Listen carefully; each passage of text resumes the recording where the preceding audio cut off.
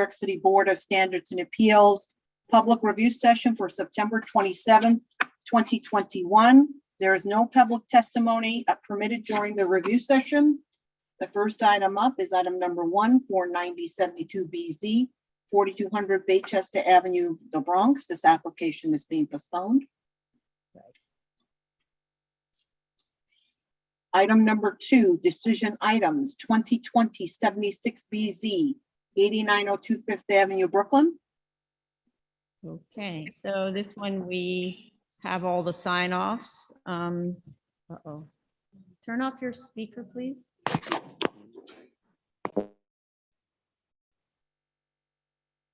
Just 1 second. I think we're okay now. Yeah. So we have all the sign-offs and we were just waiting for a slight modification to the drawings that had to do with the exit signs or the exit routes, and those changes were made, right? And Jelly, you have your hand up, I see. Go ahead. Oh, I just wanted to make sure you knew they were made, and Yeah. you remember. Okay, thanks. Yes, thank you. Okay, so I'd like to make, let me just see if there were any conditions. No conditions. Okay, so I'd like to make a motion to close, to grant. Chair Promoter, Aye. Vice Chair Chanda. Aye. Commissioner Otley Brown, Commissioner Otley Brown, we can't hear you. yeah. Uh-oh.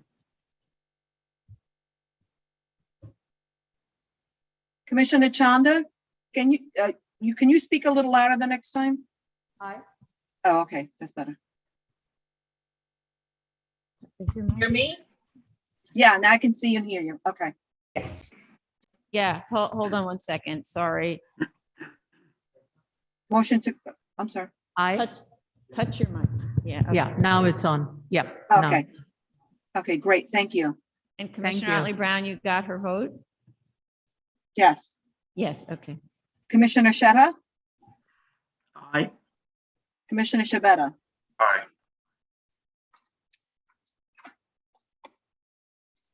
Okay, next item is item number 3, 2020-70BZ, 1903 Homecrest Avenue, Brooklyn. Okay, this one we have to defer, the changes to the drawings were not made. So we'll have to defer this. Next item is SOC continued hearing items. Item number 4, 6-09BZ, 24 Nelson Avenue, Staten Island. Just a second.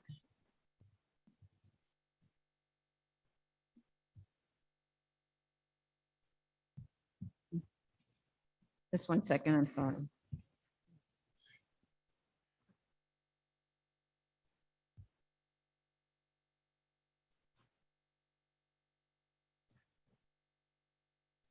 Oops.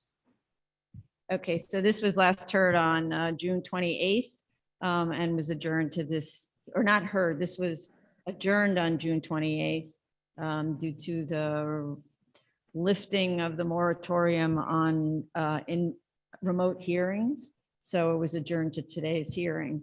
The main comments at the last hearing prior to June 28th were to clean up the application and approve the statement of facts. There is still a typo on the statement of facts on page 3 with respect to the lot area and floor area, but at least now we have a number on the plans that matches the first statement of the lot area and floor area on page 1 of the statement of facts. So almost there. Really, the applicant needs to carefully proofread submissions so we don't find little floating mistakes like this that make the application difficult to review. The site compliance section in the statement of facts indicates without stating it that the building was built 4 square feet greater than permitted, so is out of compliance and should be seeking to amend or update the application for this slight increase.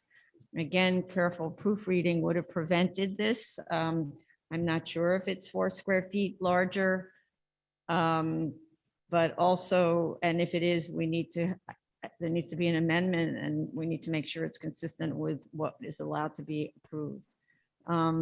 This is the project about which we admired the success of the above ground planting beds constructed on, made of 6 by 6 inch railroad ties stacked 40 inches high at 7 feet front to back, planted with 4 feet of 4 feet high arbor vitae.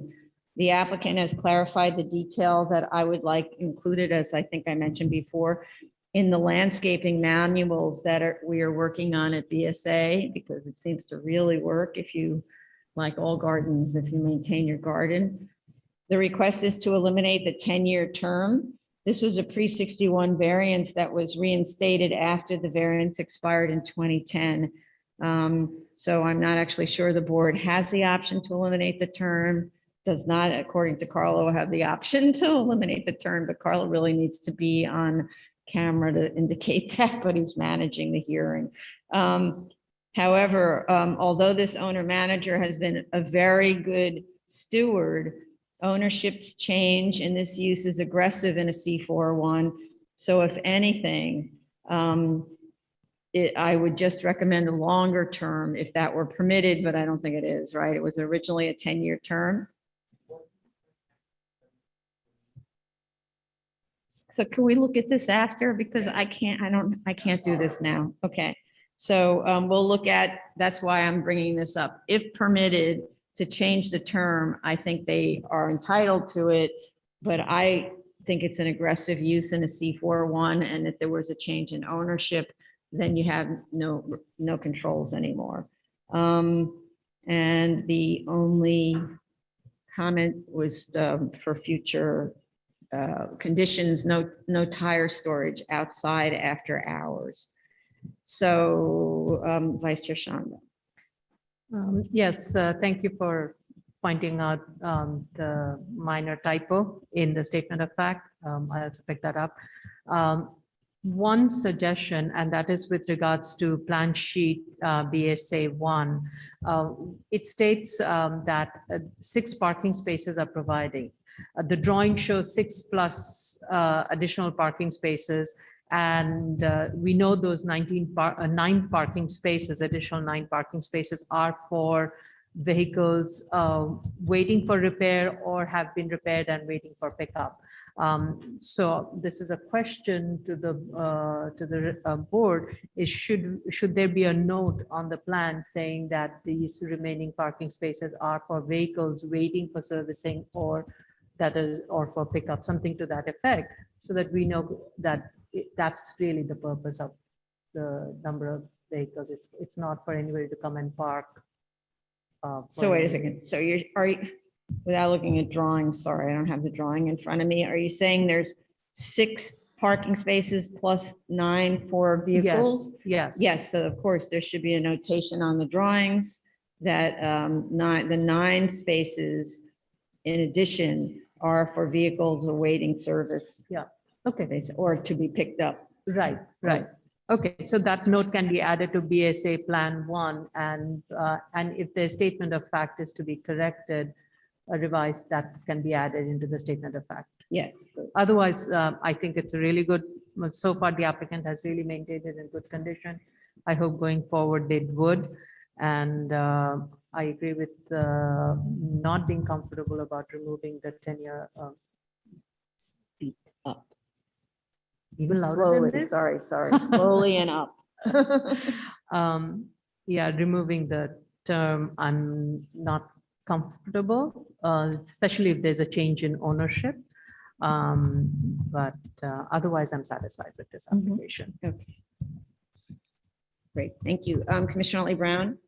I don't have any additional. Oh, we cannot, sorry, we can't hear you. My audio is up. Yeah, move very close for some reason. Now you have to be really close to your mic. Can you hear me now? Yes, Yes. yes, good. Okay, so I don't have any additional substantive comments other than, and I'm not sure, Chair, if you mentioned this, that on the BSA plan set, it's listed as proposed 3rd floor plan on BSA 1. Okay. That should be removed. So say it again, it's described as a what? Proposed 3rd floor plan. Okay. Okay, That's all. thank you. So to change the title to be existing floor plan, third floor plan. Okay. Thank you, Commissioner Sheta.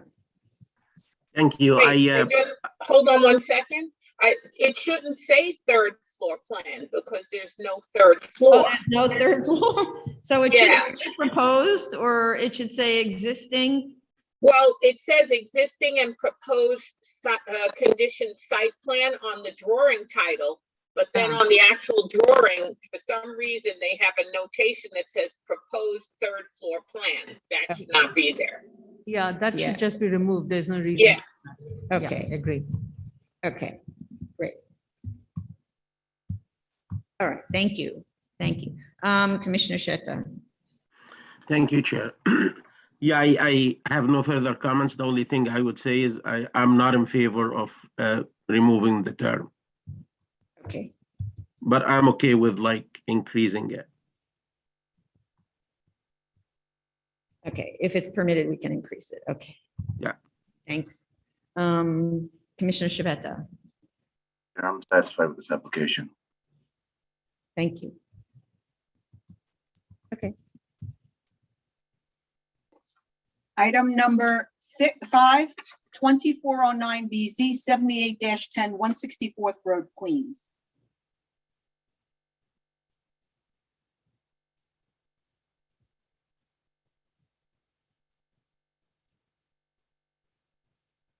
sorry, lots of notes. Okay, again, this one was supposed to have been heard on June 28th, but we had to adjourn it to this hearing. The applicant submitted a drawing showing the fence proposed to be installed. That fence should be 8 feet and should be opaque. I think it was shown as a 6-foot fence. It should be opaque, or maybe their question was, should it be 6 or 8? It should be 8, and it should be opaque. I don't believe it's permitted to swing the gates out onto the sidewalk and obstruct pedestrians. So they need to correct that to swing in. If there are space constraints, then the gate has to slide, which is what we often see in parking lots. Applicant insists there is nothing to be done about the trailers that are being stored all around the yards, since there is no room inside the building for storage. And they submitted a ZRD1 to DOB to obtain DOB's approval for them. This was submitted in late June. I'd like to know what the status of that review is now. I also didn't really follow the statement about the sprinkler system and the hydrant flow test.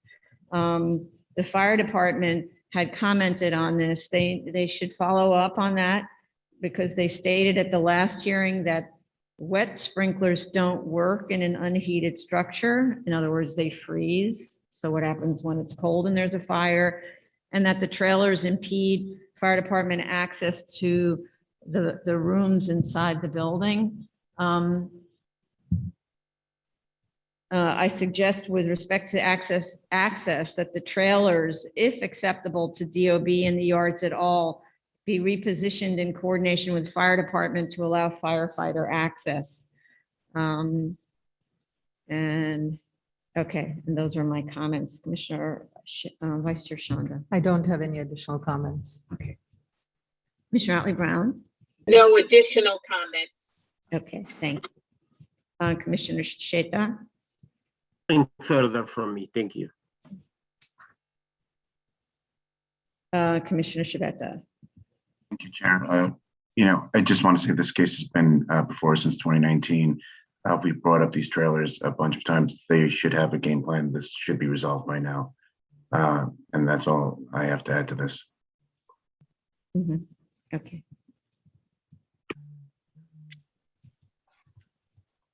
Item number 6, 2017-213 BZ 1808 Coney Island Avenue.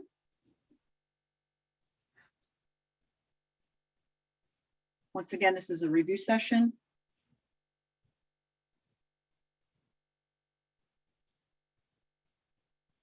One second. Okay, again, this application was scheduled to have been heard on June 28th, but we had to adjourn it to the current hearing. In spite of my skepticism and belief to the contrary, we have a letter from the Office of Addictions, Services, and Supports stating that none of the office functions for adults can be replaced with a kitchen and dining area for the students who are the subject of the program, and that the students must walk down the street to eat a proper meal if meal times at the other facility down the street coordinate with their study and work schedules. I have to say, I accept this only under protest. It just frankly makes no sense to me. And further, the dining room at the other facility is small. This is one reason why it's under protest. It's small and appears to be only large enough for a 30-person occupancy. The number is actually unclear on the drawing, and is inaccessible to the disabled, as are other rooms in the building. So that's confusing to me and how that actually would work. But we have that letter. The statement of facts has been revised and reminds me that the proposed replacement for face brick on the sidewalls is the forbidden exterior insulation finish system. They need to use stucco or masonry on the exterior, and if they can insulate it from the interior or use a different finish material on the exterior if they're going to be doing a different type of insulation system. We have high budget projects who propose more elaborate forms of EFIS, and these were rejected because we had no field test results that have been tested over decades. This is a low budget project that would be using low budget EFIS, so no EFIS. The so-called articulation in the so-called stucco is merely the expression of the concrete slab.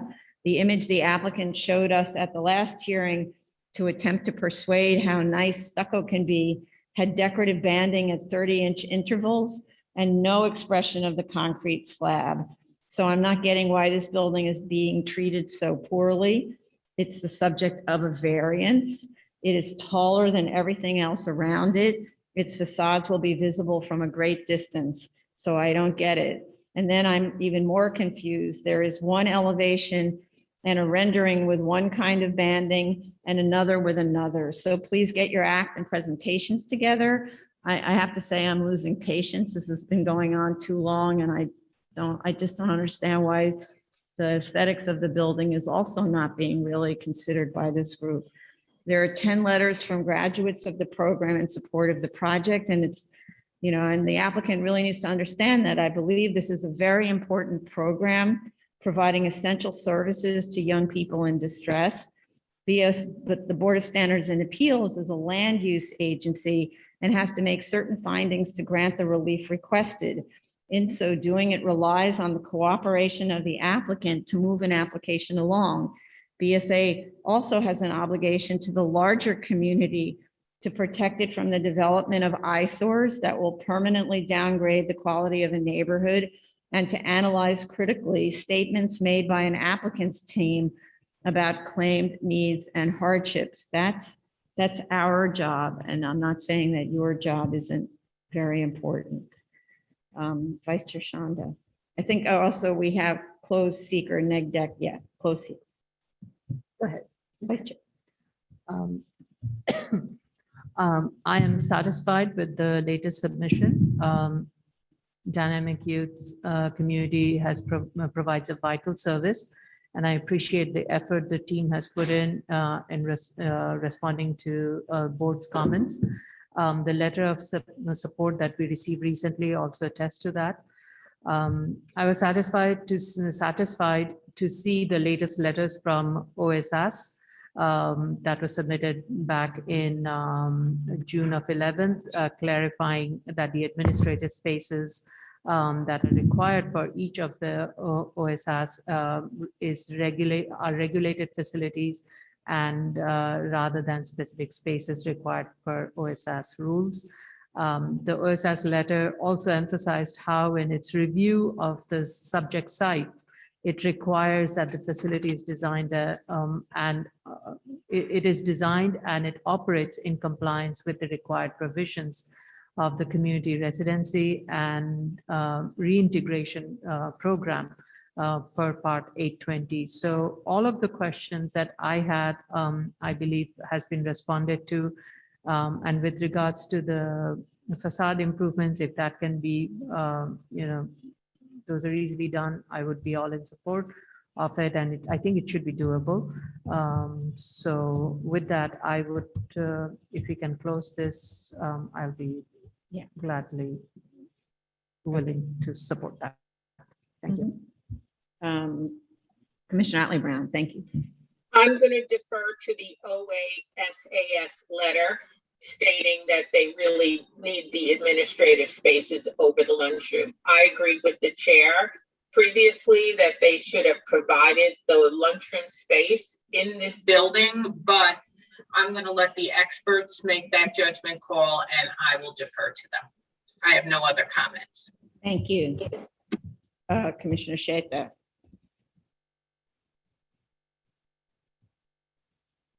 Commissioner, I don't hear anything. You're muted. Yeah, sorry, I was muted. Sorry.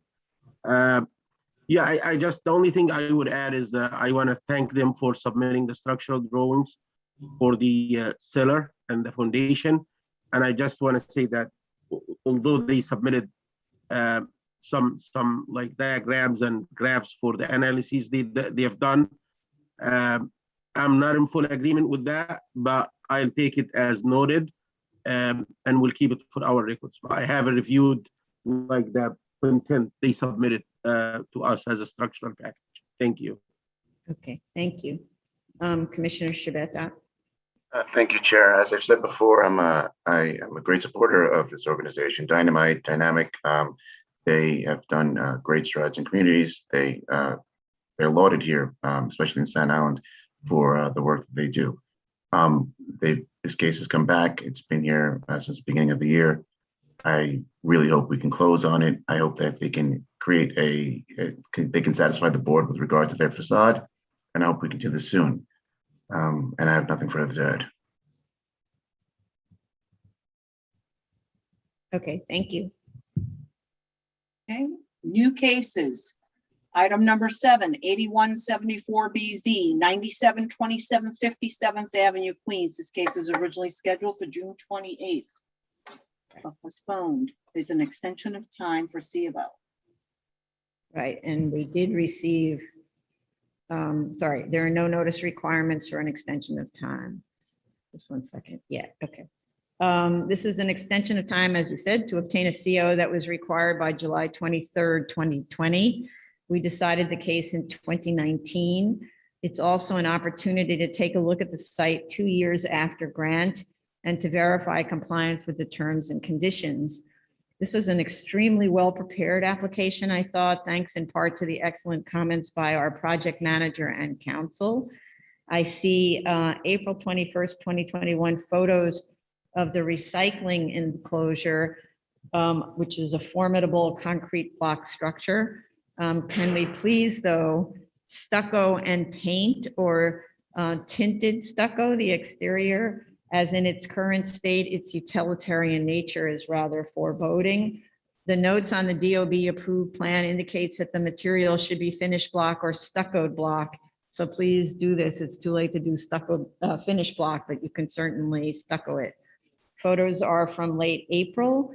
I'd like to know if there's an update on the enclosure work. Also provide recent photos of the site itself, as the only ones we have are more than a year old and show conditions that are no longer the case, including graffiti on the old structure that was the recycling structure. Photos should be taken from inside and outside of the lot to demonstrate that the interior of the lot is well maintained and that signage, parking, loading, and trash storage complies with the approved drawings. I note that the 2019 resolution refers to required landscaping, but I don't see any on the plans, and I don't see any place that they could even be put. So please remove from the resolution that note, unless I'm missing something, because I note that a lot of the old resolutions, BSA resolutions, would always say things like provide landscaping for plans. Then you look at the approved plans, there's no landscaping. So then it's confusing to future boards. Was it missed? should it be there, you know? So provide an update also on the status of final sign-offs and what is left to be able to obtain the certificate of occupancy. And I don't know whether we need fire department on this one. I don't know that it was really an issue, but fire department, of course, is always encouraged to participate in reviews. Vice Chair Shonda. Thank you, Madam Chair. I agree with you with regards to improving the look of the recycling facility. I think the notes that we had from the last hearing, it said that there were choice of two types of finish, and one was a CMU wall with some kind of a stucco finish or a finished block. I'm not sure what that Right. meant, but I'm assuming we always wanted it to be stuccoed and painted, and that should be easy. I also wanted to know if there is any update on the sign off from DOB, because at the last submission, in the last submission, it said that they expect a sign off in 2 to 3 months, and we are pretty close to that, or maybe beyond that. Otherwise, I'd gone to the site, everything is operating in good shape.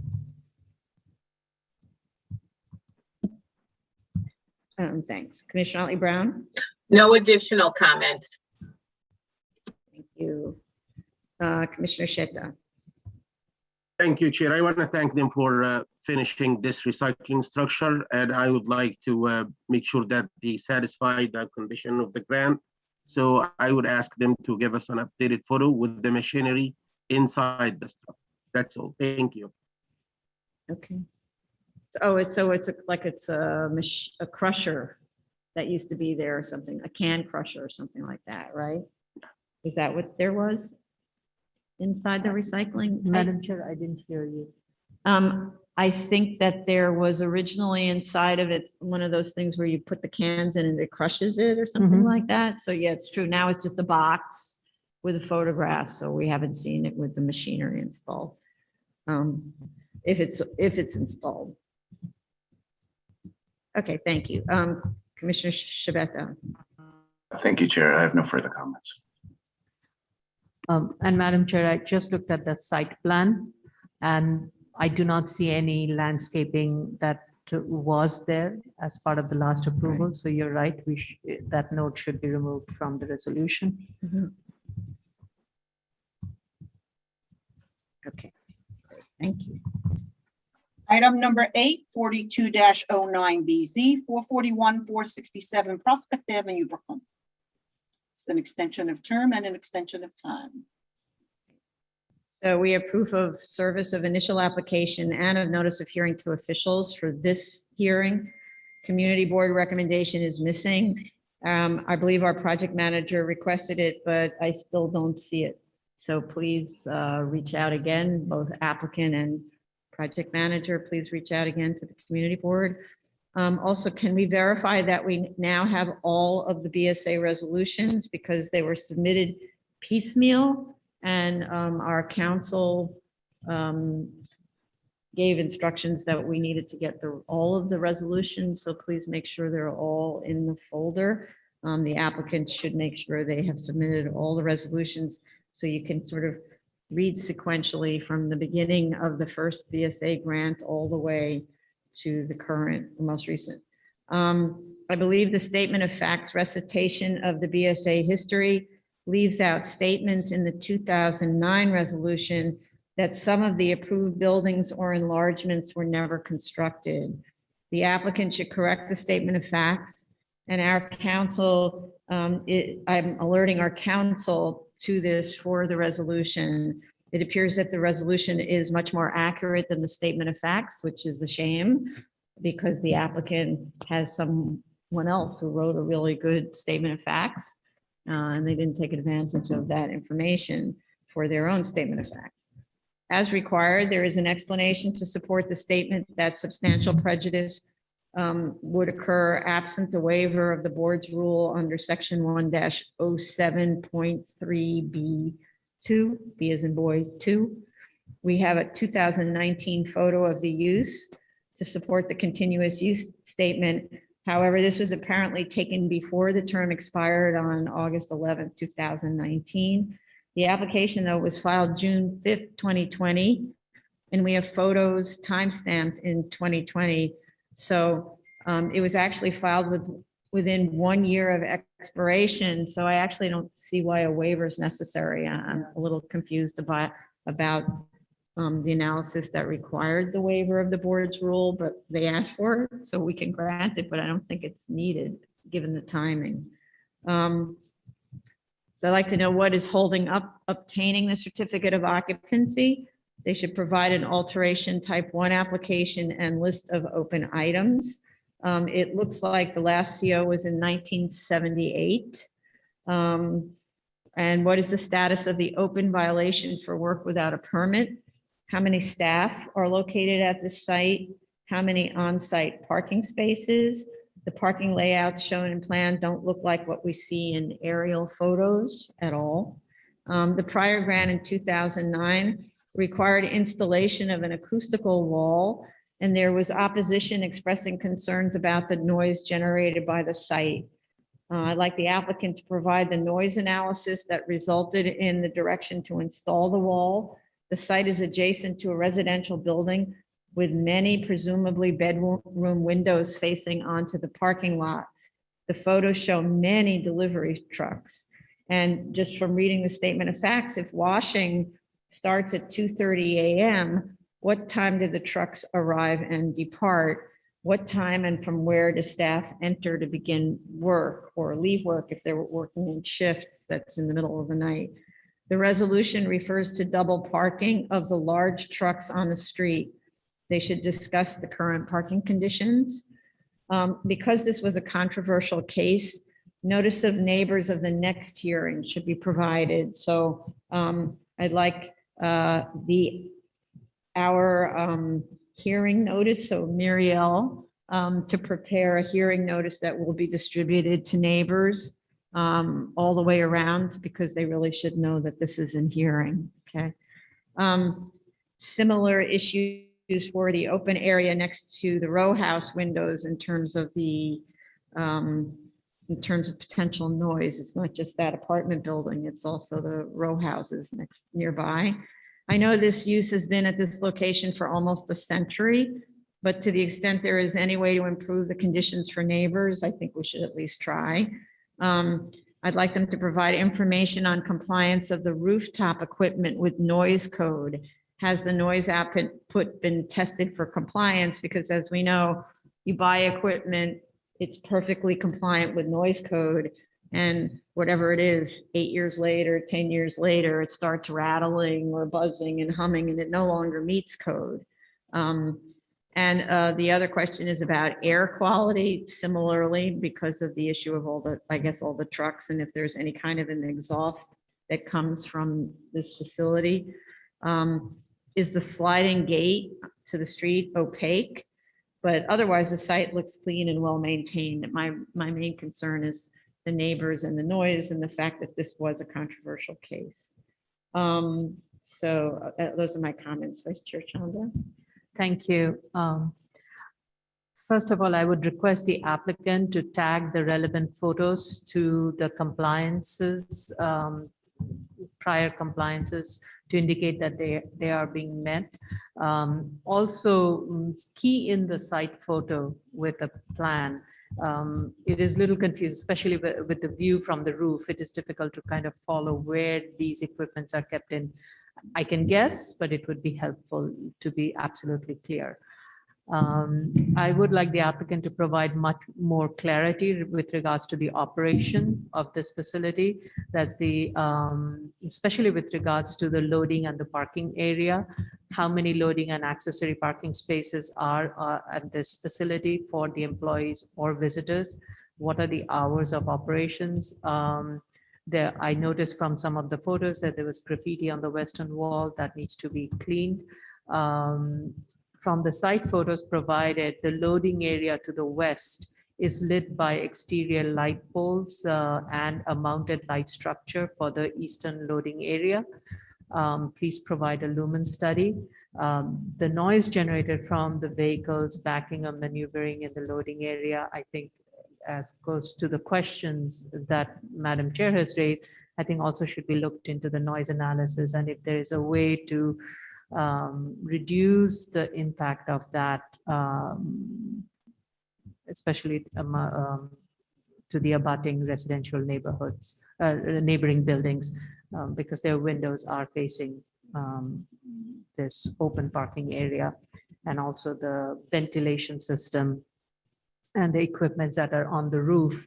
While it looks like they're in good condition, it would be good to get an updated report and the operational conditions of those. And if they are to be expiring, we should know all of those details, you know. If the there's to be maintenance. what?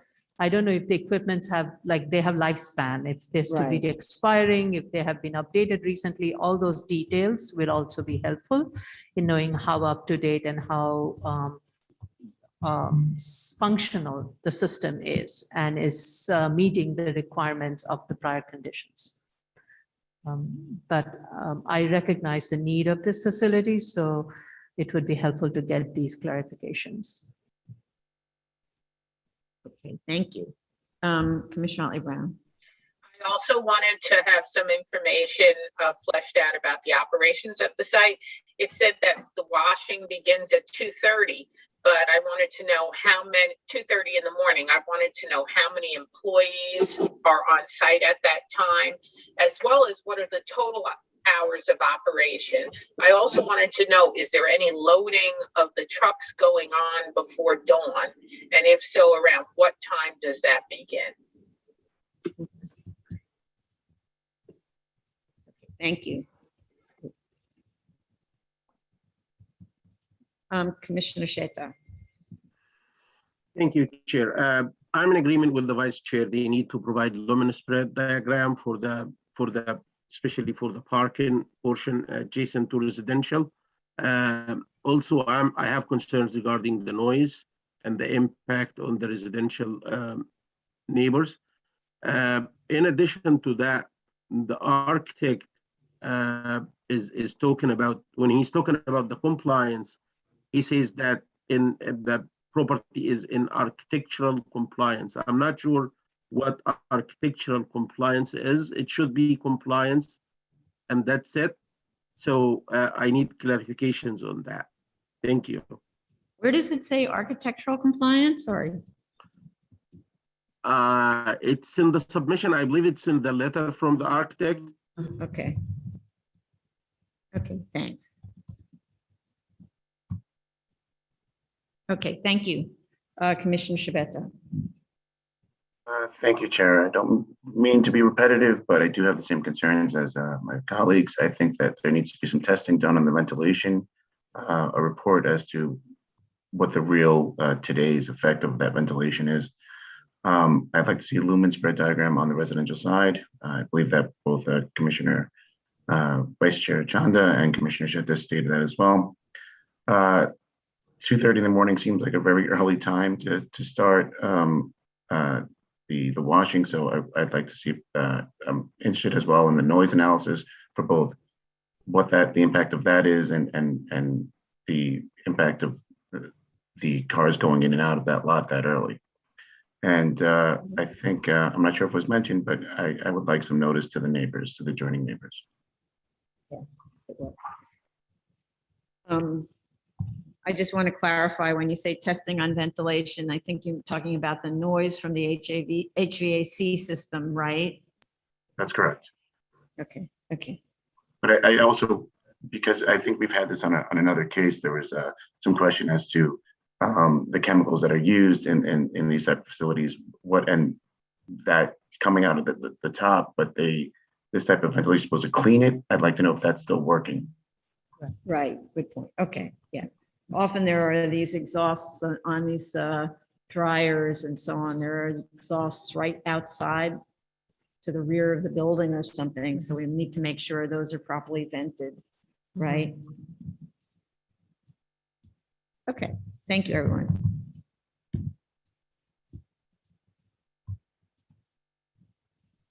Sorry. Item number 9, 220 and 221-14BZ, 8-10 Underhill Avenue, Brooklyn. It's an extension of time to complete construction. Right, and we postponed the hearing on this on 7/22 for similar reasons, not being able to hold a hybrid or I'll say a remote hearing. There is no notice requirement for an extension of time. Interestingly, Zola shows this site as a split lot in an M11 and R6B district, but the tax map shows that the southern property line is within 100 feet of Atlantic Avenue. So that would mean that the site is fully in the M11. And the reason I'm bringing this up is for all practitioners, beware of Zola, right? No matter what Zola tells you, it's a useful sort of beginning study, but the only way to really know what district the site is in is to look at the zoning map, right? So in this case, it would have given you really incorrect information had you relied totally on Zola. The SOC waiver request is incorrectly cited. The variance expired on January 12th, 2020, and the application was filed on July 1st, 2021, which is more than 1 year and less than 2 years after the expiration. So the waiver should be for section 1-07.3 C like cat 2. So please revise the request in the statement of facts. I see no open penalties for the ECB violations. I didn't find the construction timeline that was referred to in the cover letter response to the NOC dated April 28th. It was referred to as attached, but I didn't see it attached unless someone else did. The resolution had no particular conditions unrelated to the construction that has not yet begun, so they just need to be repeated in our next resolution. So there isn't a kind of a list of compliances that need to be gone through because construction hasn't started yet. Okay, those are my comments. Vice Chair Shanda?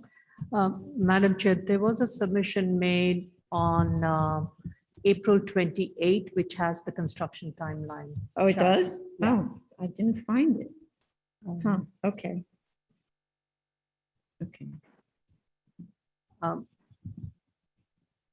The applicant's stated reason for the construction delay seems quite reasonable, especially what we are now going through.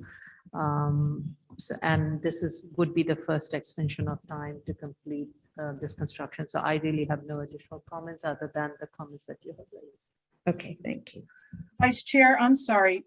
Could you not move away from the mic? You sort of Yeah. go in and you sort of lose volume when you do that. I'm sorry. It's like, I'm like an inch away from the mic. If I move, I'm going to hit the mic. No, I No, mean, but like when you you're- turn your face, it's sort of the volume of your voice drops down. Yeah. Oh. And also, if you could, I know this is hard, speak more slowly. It's hard because we're wearing masks. Yeah. We're using these remote mics, which is a completely different thing than what you do when you're on your computer. So Should you I need to- repeat what I said? Yeah, I think so, Okay. at least the Um, last part. First of all, the applicant stated reason for the construction delay. It's given what we are going through seems very reasonable. And this would be the first extension of time to complete the construction. I really don't, and it's a small site, so we have often seen these small sites struggling to get everything together in first round. Other than the comments that you have raised, I really do not have any other comments. I'm satisfied. Okay, thank you. Is that okay, Tony? Yeah. Okay, thank you. Thank you. Commissioner Ollie Brown, I have no additional comments. Commissioner Sheta. Thank you, Chair. I just want to show the construction timeline. Oh, thank you. It's here. Yeah, this is the one that they submitted. But the only comment I have is need for updates on two things. Number one, the COC, the certificate of corrections. They said they are working or they are in the process of submitting a COC for the violations. And the second thing is an update on the construction status. That's all. Thank you. Thank you. Commissioner Shabeta. Thank you, Chair. I have nothing to add to this. Okay. Okay, Item number 10, 2017-240BZ, 310 Lenox Avenue, Manhattan. so this was scheduled to be heard on June 29th, and we had to postpone the hearing. We have proof of service of initial application and of notice of hearing to officials for this September hearing. Community Board recommends approval. We last decided this case in March 2018 for a 3-year term expiring March 2021. Sadly, there hasn't been much time for there to be a functioning operation under the under COVID shutdown regulations and other related issues. Hence, to test the efficacy of the waiting areas really isn't possible. We have fire department letter of no objection. We should have received a compliance chart demonstrating that all conditions have been met. They should give us that. I'm assuming that to the extent they're operating, it's certainly a reduced population, but we want to make sure that that they are meeting the conditions. I'd like to know, are the proposed hours of operation the same as stated in the resolution, which was 6 p.m. to 1 a.m. Thursday, 6 p.m. to 4 a.m. Friday and Saturday, and 10 a.m. to 2 p.m. Sunday? Is that still their intended hours of operation, even if now they're working on a reduced schedule, understandably? I'd also like to know whether the door seals that were intended to prevent sound transmission to the street that are described in the resolution are still in place or are in place. Because the resolution relies on the applicant providing evidence at the last time we heard this, that the repair to the doors have been completed. So just a question, are they still there? And those were my comments. Vice Chair Shanda. I have no comments on this. Commissioner Otley Brown. I have no comments. Okay. Commissioner Shetta. Thank you, Chair. I want to say that I haven't also seen the compliance chart, and the only comment I have is please provide one. Thank you. Okay, thank you. And Commissioner Shabeta. Thank you, Chair. Nothing further from me. Okay.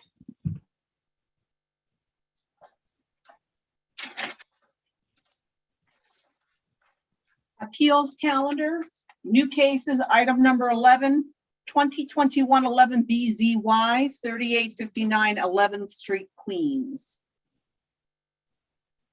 Okay. This case was postponed at the May 24th hearing for failure to serve proper notice. But we do have proof of notice of hearing to officials for this September hearing. However, I didn't find proof of service of initial application to officials. I know I reached out to project manager for this. I'm not sure I whether. did send it to you and had it uploaded. Oh, you did? Okay, I'm sorry if I didn't make a notation of it. Also, I didn't find anything from the community board who met on this on June 2nd.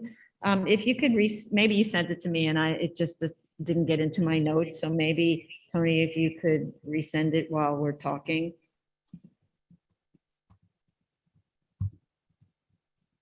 Okay, this is an application to complete. So we also need the community board resolution. This is an application to complete construction of a hotel built in an M district, whereas of December 20th, 2018, such use is no longer permitted as of right. According to the applicant and a letter from the architect, foundations were completed by the amendment date of the zoning resolution, and construction was permitted to proceed. We have a letter from DOB council stating that the permits were lawfully issued. The letter includes a list of violations that may affect the degree of completion by the vesting date. This is a pretty chaotically organized hearing folder, but we muddle along to figure it out. Many of the folders are empty.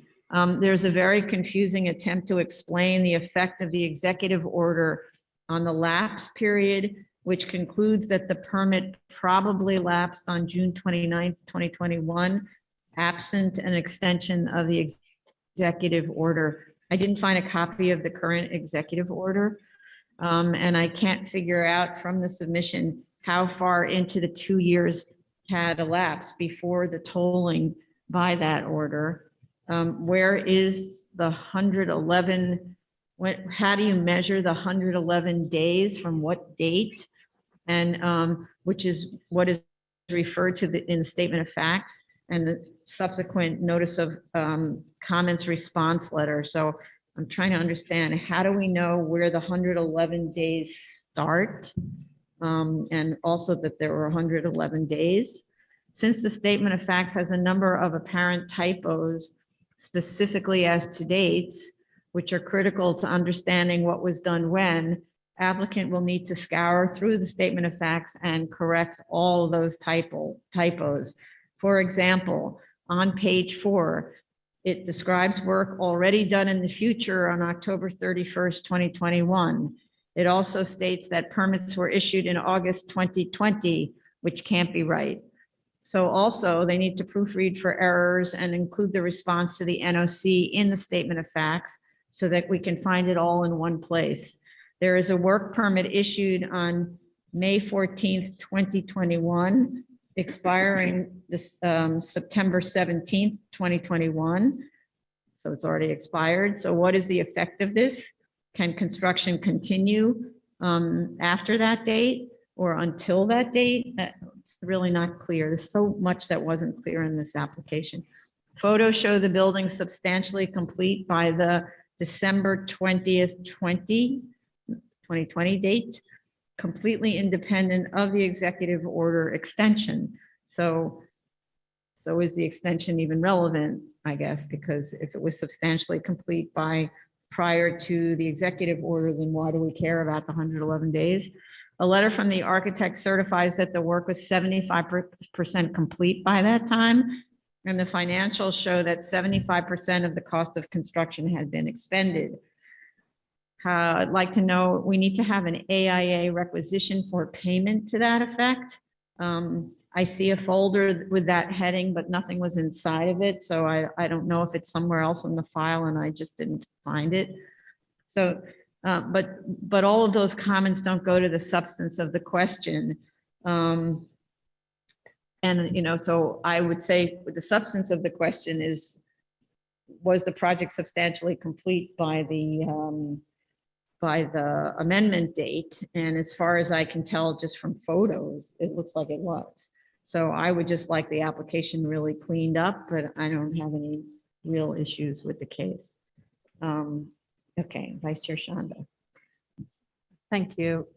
Based on the documentations provided, it seems the applicant had, the project is vested pursuant to ZR 11-331 with the foundation being completed prior to the adoption of the text amendment, and pursuant to ZR 11-332A, construction was completed 75% of the way, 2 years from the enactment date of December 2020, and the total budget, as you mentioned, was also more than 75% spent by October 21st, 2020.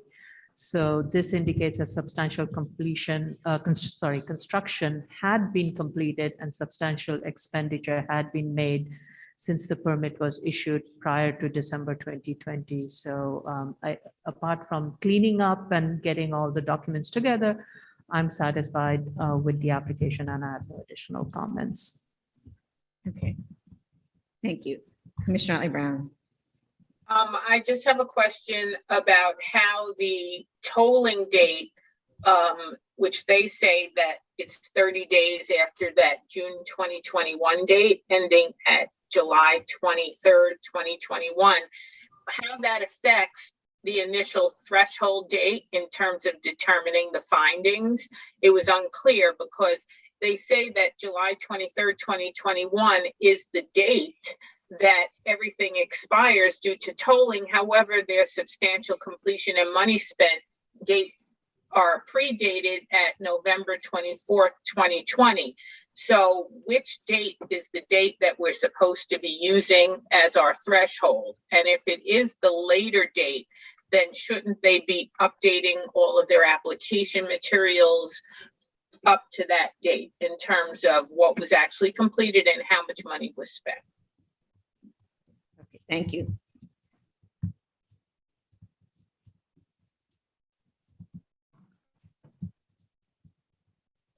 And I suspect actually that they're spending too much time focusing on this tolling date. If the work was done by the amendment date, leave it alone. Who cares what the tolling was, right? Seems to me. Okay, thanks. Commissioner Sheta.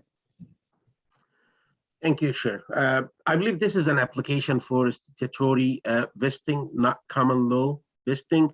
So I believe the focus here is on the foundation, whether they were completed at the effective date, which my understanding is the December 20th of 2018. No, I'm sorry, Vice Chair, Commissioner. This is a go ahead. section 11.332. They've already vested, I believe we've already found that they vested in 11.331. The foundation was complete, correct? Yes, so I think this is that they didn't obtain a certificate of occupancy within the, what is it, 1 year of the vesting? It's 2 years from the date of the amendment. Right. So they have to come to us because they didn't finish in time as of right with the Department of Buildings, right? If they had vested foundations prior to the enactment date, the amendment date, and had gotten their CO within 2 years after that, they wouldn't have to come here, but because they need more time, they have to come here. So are we done with the vesting question or no?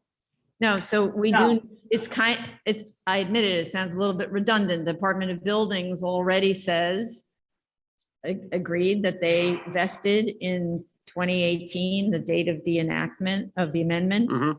But then Buildings Department says you didn't substantially complete your project on enough to get a CO by the 2 years from that date. So they have to come to Okay. us then and establish that they substantially completed, and then we can decide whether they should be allowed more time. So they then, or let's say substantially completed, or rather we say substantial expenditures and expenses and work, right? So that's the test. And then they're Okay. showing us data plus photographs that show that as of the 2 year moment, they were 75% done. So Yeah, that, yeah. okay. I saw that in the inspection reports they submitted. I did look at the inspection reports, and I believe they are in substantial, like they have spent substantial money on completing that project, and I have no further comments then. Thank you. Okay, thank you, Commissioner Shibeta. Thank you, Chair. I'm satisfied that the work was substantially completed and that substantial expenditures were made. And short of cleaning this application up as you stated and other board members stated, I'm satisfied with this application.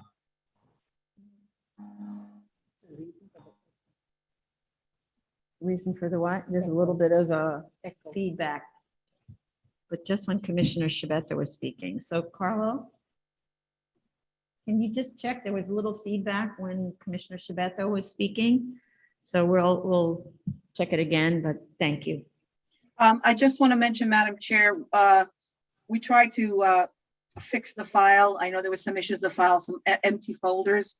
We tried to put that information back into the folders just recently and got some inspection reports. I know there was no submissions to be made. That's why I didn't redistribute anything.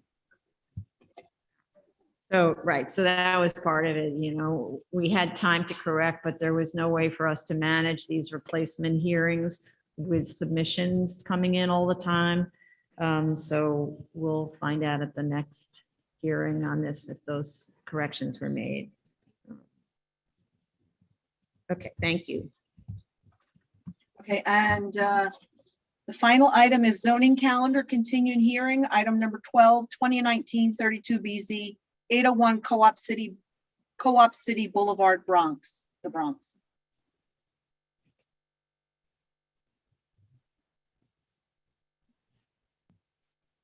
Okay, so this was scheduled to be heard on July 22nd, but we couldn't hold a hearing. Community Board voted to recommend denial of this application on May 20th, 21, stating that the area is very car dependent and there is a shortage of parking, and noting that the parking lot at the existing building is nearly always full. Notably, the community board stated that the requested reduction is 100 spaces, whereas the actual request is 54, and states that there are 81 existing on-site spaces. At the community board states there are 81 existing on-site spaces, when the drawings we have indicate there are 104 that are required by the certificate of occupancy, and 106 exist actually on site. So the applicant should explain the discrepancy between the community board's understanding based on its own observations, the community board's observations, and the public hearing, and the applicant's presentation to this board versus that board. I'm trying to understand, why does the community board think there are so many fewer spaces on the lot than is being represented to us in these submissions? The request is now retention of the 104 required spaces indicated on the certificate of occupancy of the existing building for a total of 373 spaces, requiring a reduction of 54 spaces for the ambulatory care facility. I think we asked the last time for all of the parking spaces to be numbered. I didn't see that on the plans. I also count only 100 spaces for the existing building. So where are the additional required 4 spaces? And if they are to be in the self-park area, don't they need to be reserved for that use? And how will this be done if they need to be reserved for that use? There needs to be a restrictive declaration to preserve those 104 spaces pursuant to the CO. We asked already for an operational plan about this at the last hearing, and I don't think it was submitted.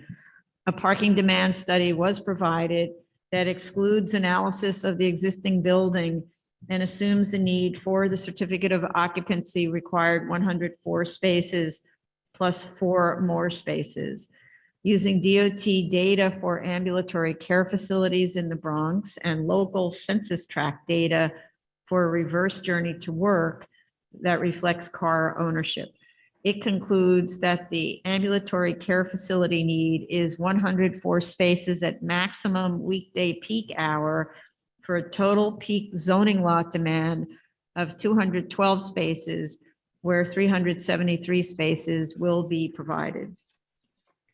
The roof area has now been covered to avoid the need for a rooftop parking special permit. Applicant states that the enclosed story is not floor area because the slab is located at 22 feet above curb level. I would like a ZRD1 on this, as the regulations refer to a story, quote, so a story, which is a defined term, not a slab.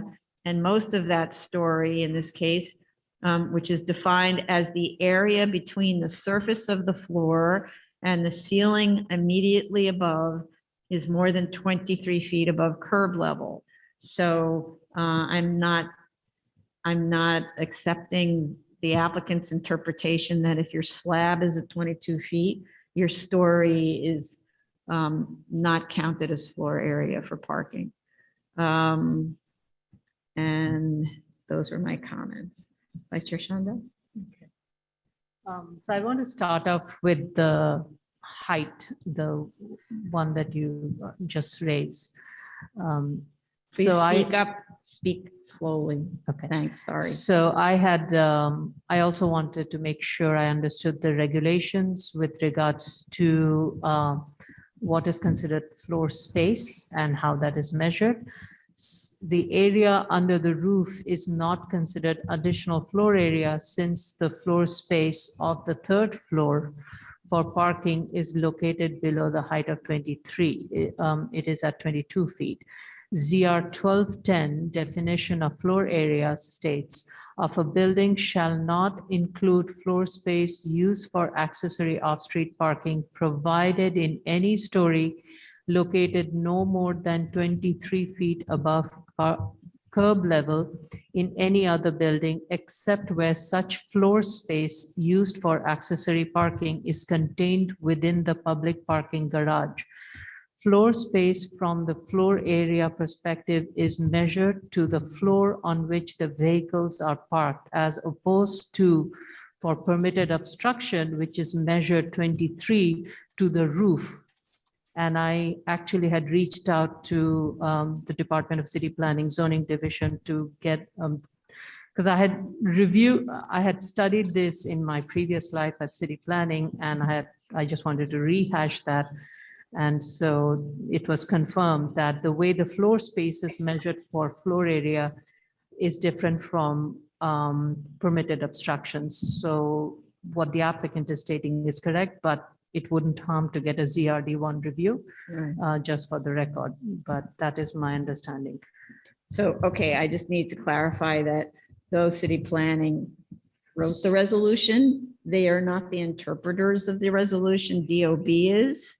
So that's why we have to go to DOB. Fair So enough. city planning may have the best intentions when they craft something, or whatever intentions they mean for it to mean, but it's DOB that decides now what it means. Okay, so I just want to clarify that. Okay. So I have a lot of comments. So the applicant has added a second means of access. So there will be altogether 3 entrances and exits. The second one at grade parking accessway, is that for entrance and exit? And would it not result in queuing and may cause backup onto Co-op Boulevard? Because I think it's a little too close to the intersection of Co-op and Desiree.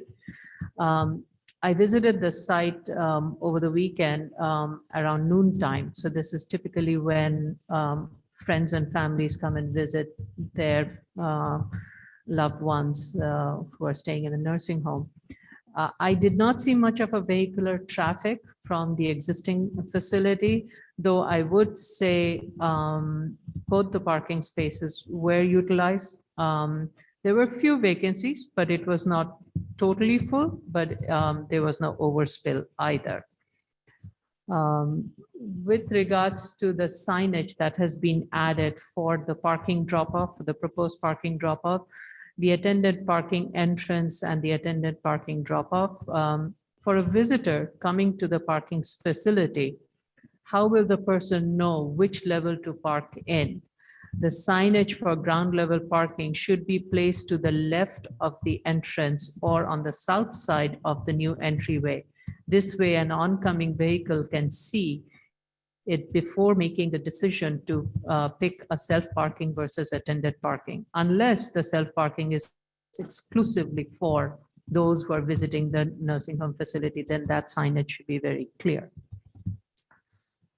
From the recent site visit, it also seems that there is a landscaped outdoor seating area for the nursing home that would abut this proposed parking facility. Though it seems it is not being used currently because there is some structural work that is going on the nursing home site, there was scaffolding. I would like to know what is the distance from the open space to the proposed parking lot, and consideration should be given to the treatment of the parking lot along this landscape area. And we have not dived into those details, so we would need a little bit more clarity on that. At the last hearing, I had asked if there was any funding agreement with the existing nursing home facility that would have required 104 parking spaces. It was not clarified at the last submission, the submission that we received. This was also affect any condition that would be placed if approved. With regards to the parking requirement table, 100 accessory parking spaces located at site at grade for the existing nursing home. Does 104 parking spaces, sorry. Are these 104 parking spaces required per certificate of occupancy? If so, then include the 100 on-site spaces. Actually, Sorry, my notes are I'm- not making sense. Let me reread this because I wrote this Yeah, a yeah. little while ago. Okay. Let me read that. But in the prior analysis, existing weekday peak was 145 spaces. So applicant should clarify the reduction to 108 spaces.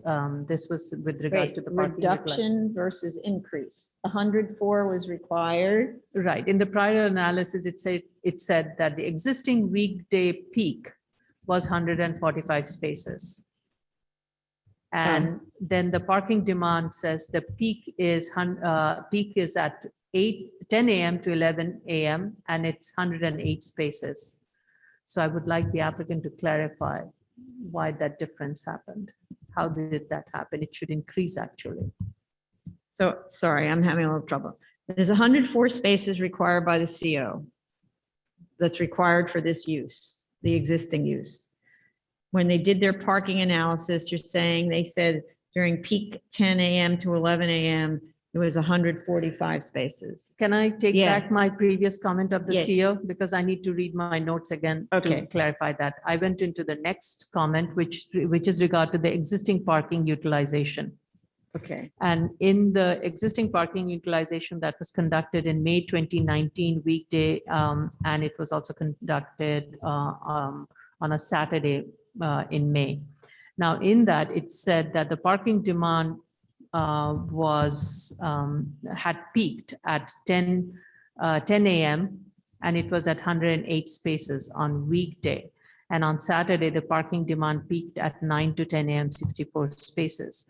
Whereas in the prior analysis, the existing weekday peak was 145. So there's a reduction from 145 to 108. So I would like the applicant to clarify how did that happen?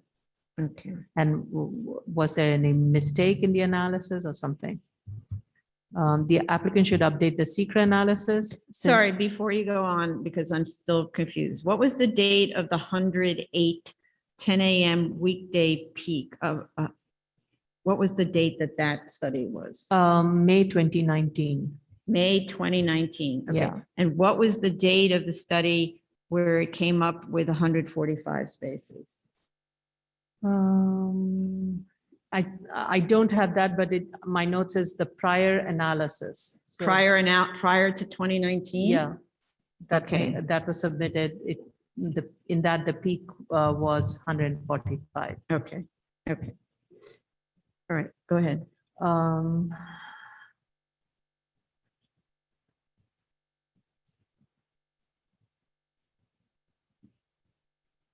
The statement of fact needs to discuss the peak accumulation and that the peak accumulation would be less than the proposed number of total parking spaces on the site. That is another thing that I observed. So if that is the case, because I'm not quite sure of the analysis, they need to clarify that, but that was one of my comments, but that's about it. Okay, thank you. Commissioner Otley Brown, I have no additional comments. Commissioner Sheta, Same here, nothing further. Thank you.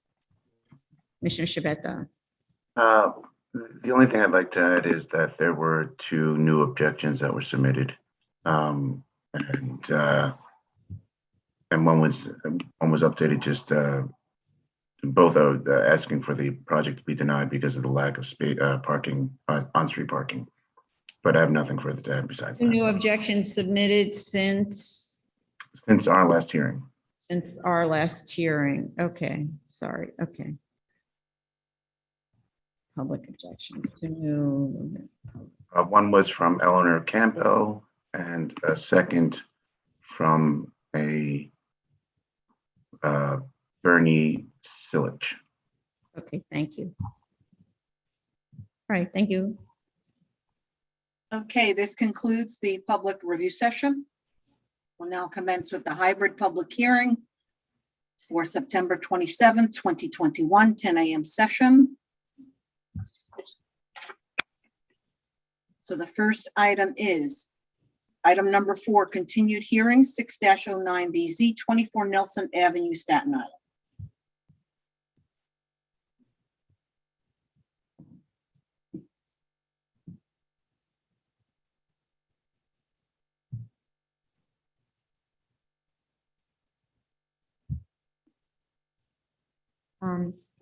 I'm allowing Matthew Cruz inside. I don't know if he's part of the team, though.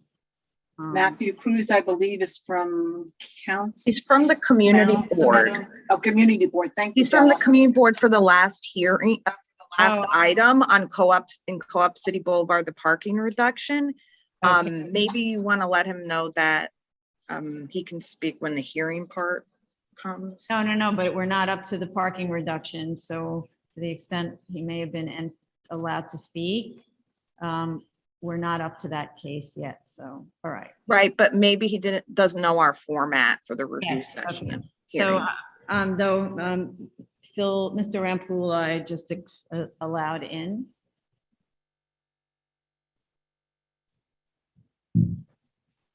I'm sorry. Why are you sorry? I missed what you said, Chair. My Oh. screen was. No, that's okay. I was just saying that we just admitted you. Okay, thank you. You expecting anyone else? No, I am not. Okay. Okay, raise your right hand. Do you affirm to tell the truth, the whole truth, and nothing but the truth in your testimony before this board and to respond honestly to board member questions? I do. Proceed. I listened to and watched the review session. Kurt, I'm sorry that I was on the wrong platform. I'll jump right in. It's an embarrassment that I had the square footage wrong on page 3, and we will correct that. That's not a problem. As far as the plans are concerned, for clarity, I guess, on BSA 1, we're showing cars waiting for service as the dashed lines. I will put a legend to the right that shows the required parking as solid and cars awaiting service as the dashed, if that's okay with the board. Perfect. And Commissioner Otley Brown, I apologize. I don't know how third floor plan ever got on my plans, and I don't know how I missed it because I went through this, I thought, pretty rigorously. That brings us to, and I can make those corrections rather quickly. Mhm. And now I'd like to talk about the term. And I think the 10-year term that you were alluding to is under 11-4-11, and that's for a case that was filed prior to 1961. However, in 2009, I had to file this as a 7221. So I don't believe that the 10-year term is applicable to this case.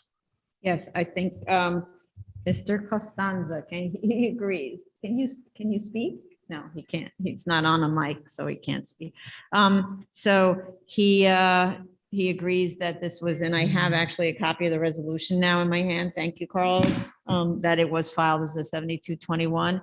So the question now is they're asking, the commissioners didn't want there to be no term. Because Okay. maybe the ownership might change in some future. But so I could kind of ask around what we had a 10-year term. Would commissioners be willing to have, say, a 20-year term or a 15-year term? I would respectfully request the 20-year term because that works hand in hand with any kind of amortization with refinance on a bank loan. Please. Okay, so I'd just like to hear from commissioners whether, I would be fine with 20. yeah, okay, I would be fine with 20. okay. Others? Yeah, I'm okay with the 20-year term. Okay. Commissioner Shveta, Sounds reasonable to me, Chair. Thank you. say that one more time. I'm okay with 20. It sounds reasonable to me, Chair. All right. Great. All right. Anything that we left out? Thank you for what? I don't think so. I don't Go think ahead. so either. I'm just thanking you for inventing, if you were the one who invented the planter. You're welcome. Oh, the You're welcome. typo in the, is there, I'm sorry, am I right? The typo? What? Wait a minute. He No, has we've to been file an talking amendment. about typo. The amendment, doesn't he have to file an amendment for the 4 square feet? Oh, no. So that's the question. Is the typo is the amount of square footage the same as the grant? Or there was a 4 square foot Correct. issue. Enlargement. Right. So Correct. is that the correct square footage? You want to go back and measure to make sure you're, I will make sure that it agrees with the grant from 2009. there you go. Not a problem. Okay. So, So I would respectfully request that yes, yeah. Slow down. Let's go to the public.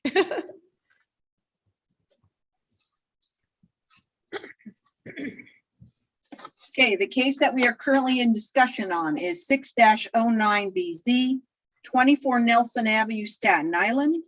The call-in number is 646-558-8656. The webinar ID number is 989-7370-2296. The passcode, should you require it, is 450842. If you are in the Zoom room, please raise your hand by the Zoom hand and press *6 to unmute if you're calling in, right?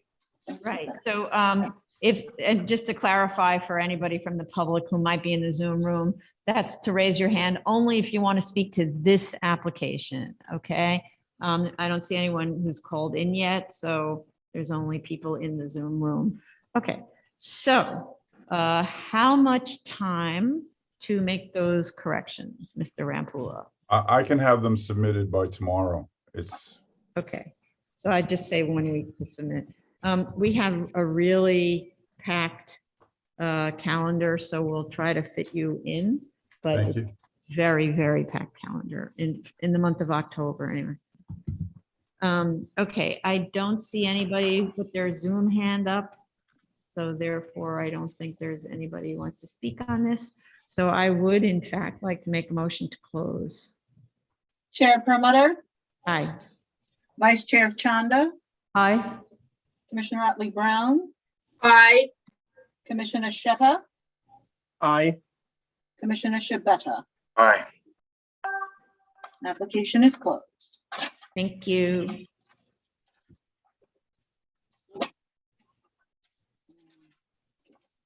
Item number 5, 2409BZ, 7810 164th Road, Queens.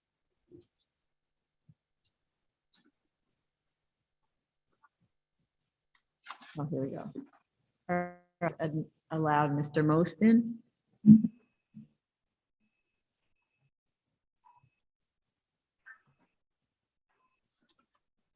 Ready? Someone's hands is, oh, that's Jordan Moss. If you're, Mr. Most, if you have video access, please turn on your video. Yeah. Can you hear me? You have Yes. to join as a panelist to turn on your video. So when I say promote to panelist, you have to say yes. Ah, panelist. I was afraid of being a panelist.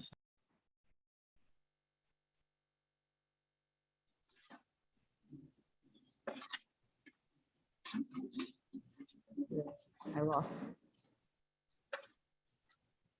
He's still, Okay, starting video.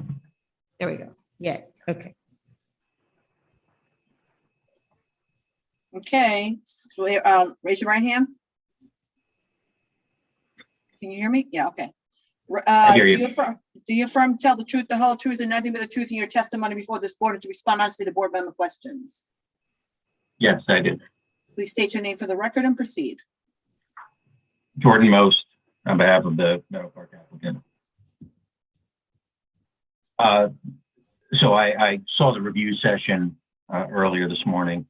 And I can share my screen or I can submit materials. So in response to the first comment was with regard to the fence. The fence was actually installed. I had since I had submitted a request to sort of confirm what the applicant was proposing to install. I think they may have got it almost all right. They installed an 8-foot high opaque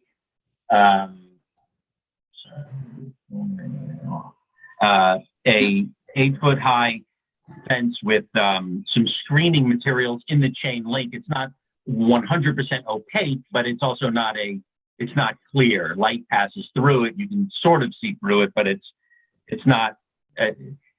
Yes. So that's and it's actually a swinging fence. It's not a sliding fence. It swings in. Mr. Most, can you do a share screen? I'm also a little Sure. I'm a little confused why this was installed. You were supposed to be submitting, and then we were going to be in hearing, and then we were going to decide, right? Yeah, Yeah. What'd you say, Tony? No, I'm just checking to see if we did anything with So the that. fence cannot swing out into the street? Cannot. right. But it can, but they don't. It swings in is how they use it. They know they can't swing out because then it would block the sidewalk.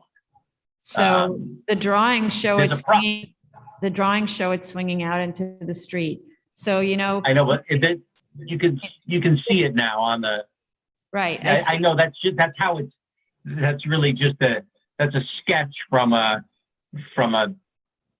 fence guy. I mean, there's a picture of the actual thing. Okay, Mr. Can you Moss, see it? can you hear me? Yes. Yes, all right, so there's a thing called a stop that's put on a swing door. That's what Commissioner Schechter wanted to, a stop has to be installed on that swing, so it cannot swing into the street. It can only swing in, so I want to see the next time a photograph of the stops that are installed. I think for a gate this high, you need 2 on each side. And that needs to be installed because the idea that they don't do it, sorry, the site doesn't have a great reputation for following instructions. Commissioner Schechter, did you want to say something? That's what I wanted to say. Put 2 stops to make sure that it's not gonna open outside. The only ways to open is to inside. Mhm.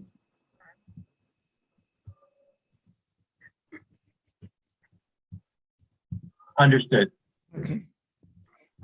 What I don't understand from what we're looking at is, and that's part of, so, Mr. Ricketts, are you on the call? I mean, on Zoom with us? I'm Ted? here, Chair. Yes, I'm here. Okay, so this would be one I'd like you to make, put on your sort of regular drive-by site visits with photos. In this particular case, if you look at the screen, you can't see how enclosed this site is. It looks like if I just walk around the corner near that stair that goes up to the house, it looks like I can come in from the side. So Wait, I may have another photo. Hold on. Okay, that'd be great. So anyway, Not trying to. Okay, Yeah. but I do want to put this on Mr. Ricketts' drive-by list, okay? Okay, noted, Yeah, Chair. it's not. Sure, I understand. It's not the greatest angle, but you can see here, I think you can see the area you were concerned about. It's of course not just a fence that that's at the sidewalk. It connects and prevents access into that yard area where the dumpster is, and then where the secondary security fence is located farther into the property. Okay, so But- just describing this doesn't help me, so we needed a photograph taken from another angle to show how it's preventing people from walking onto the site. It looks right now that I can easily walk on the site because I don't have an angle taken from like behind that tree, right? Or next to the tree, for example, okay? I see that. Okay, that's fine. Okay. Unless I mean, you I have a can- photo. I have 3 photos, and So, yeah, I don't. So that you're saying this one's not quite with your. It's hard to make out, but it's not adequate. more than hard to make out. You can't see from this angle what's perpendicular to Here, the post that's holding the swing gate. right? Do you, So- yeah, but do you see here? I don't know if you can see my mouse. Do you see this wall? This is a fence wall that's perpendicular to the street that connects back to this new fence.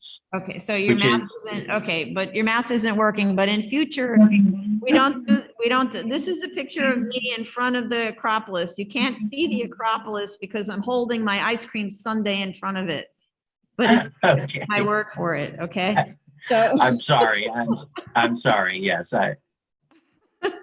okay, let's go on. yeah.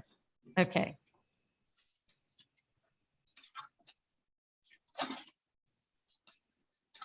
A ZRD one was submitted regarding the containers, and the ZRD one was denied. It was denied, I think, for incorrect reasons. It's a little vague, and we can submit that to you. It was denied because Commissioner Lee said that the storage containers are floor area among the things, and I don't think that's correct. And we're going to appeal that. The applicant asked me to do that. So that's on you're going to appeal it to the technical affairs? Is that the what you're? technical. Correct. Yes. All right. Interesting. Okay. And that will be submitted within the next, sorry, go ahead. I'm sorry. You're going to submit that ZRD one to the technical? Yeah, affairs? very Okay, shortly, yes. okay. Probably within the week, I think. When did you get the response? When did you get the The response? response came, yeah, the response was a while ago. The response came in at the end of, looks like the very end of July. So can you answer me this simple question? You get the response in the end of July and do nothing, and it's already almost the end of September. It's the end of September. Knowing that you're here before us, the commission. I know that's correct. Yeah. Tired, very tired of seeing this application not moving anywhere. Can you explain to me that kind of concept behind your approach to this application? Well, it's not as simple as just my approach to the application, but I don't have a good explanation for that. That's just there was a problem I didn't see the denial for a while. There was a communication problem between the architect, the applicant, and myself, and I didn't really see it until the very end of August. So it's still been a little while, but I didn't see it in July. I wasn't informed that it had occurred. Actually, the architect sent the email of the denial to a prior employer of mine, not to my current address. So I hadn't heard what had happened for an unusually long time. Okay.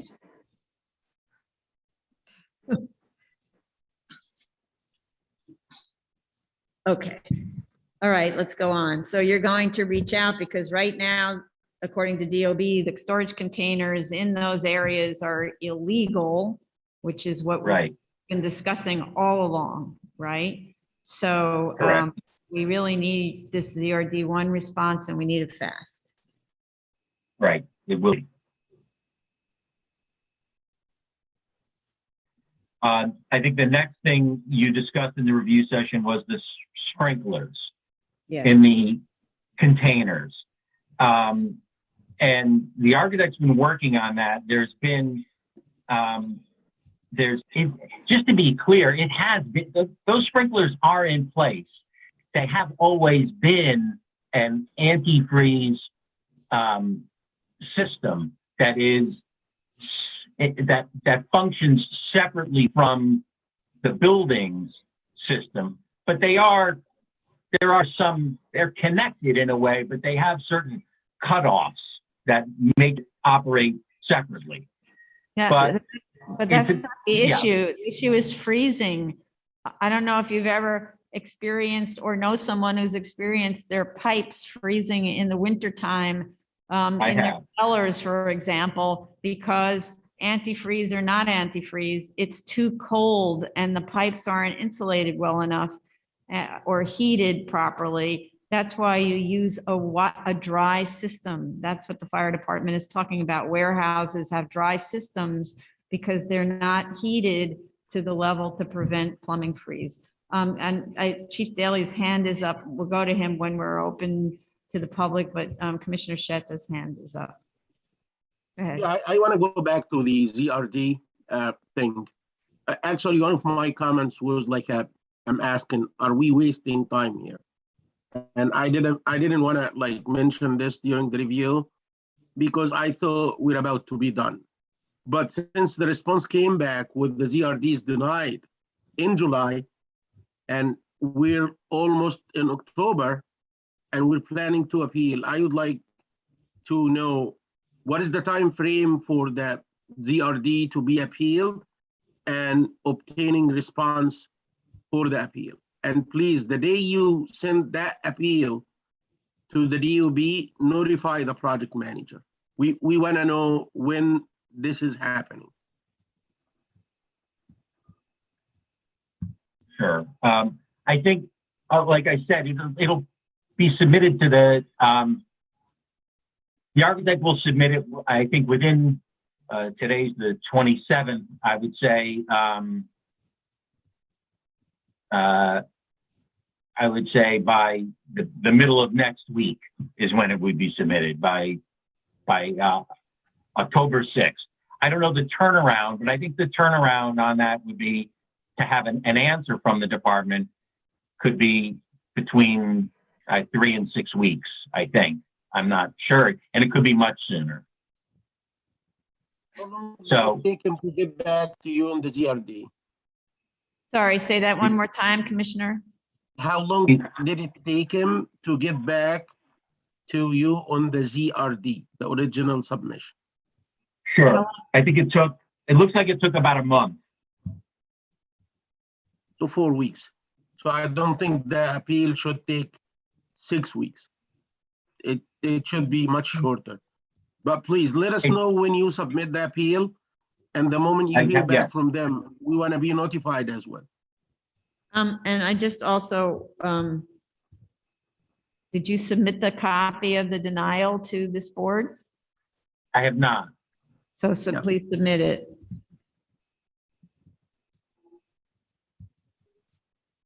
Okay, let's go back to the, to the sprinklers. So we're going to wait until we hear from Chief Daly during the public, when the public is permitted to speak.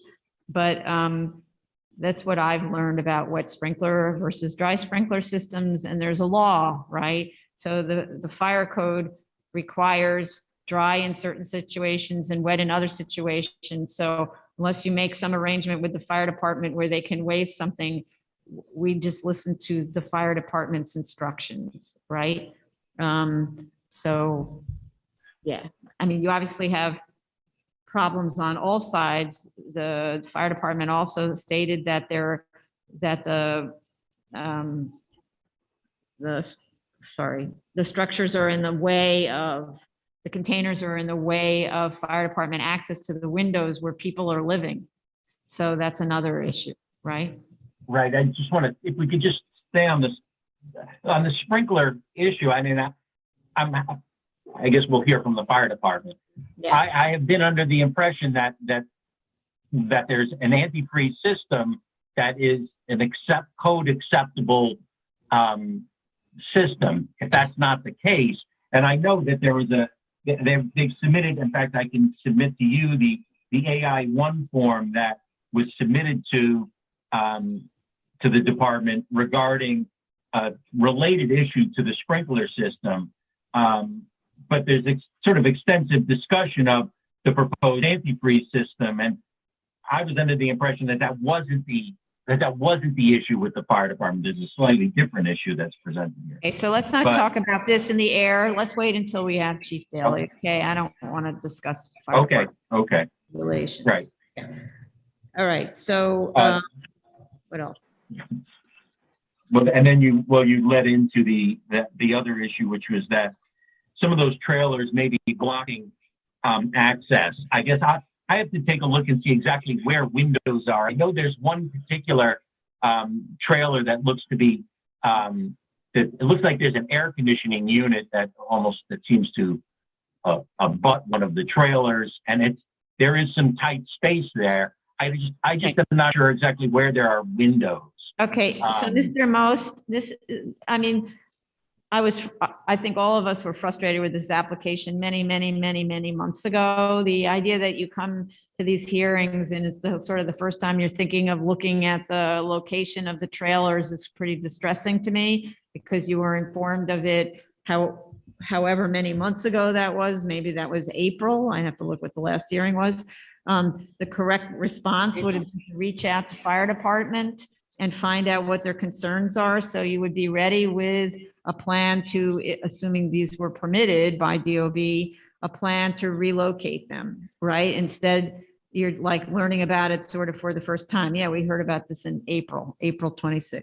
So anyway, you can't be sitting back on this application. I don't understand what's going on with you and your client, whatever, but you can't sit back on the application and take a look at it 3 days before the hearing. That's just not, it's just not acceptable on any level. And I'm sort of running out of ideas except to just go back to denying the application, which kind of makes no sense because it's a nursing home. So what are you doing?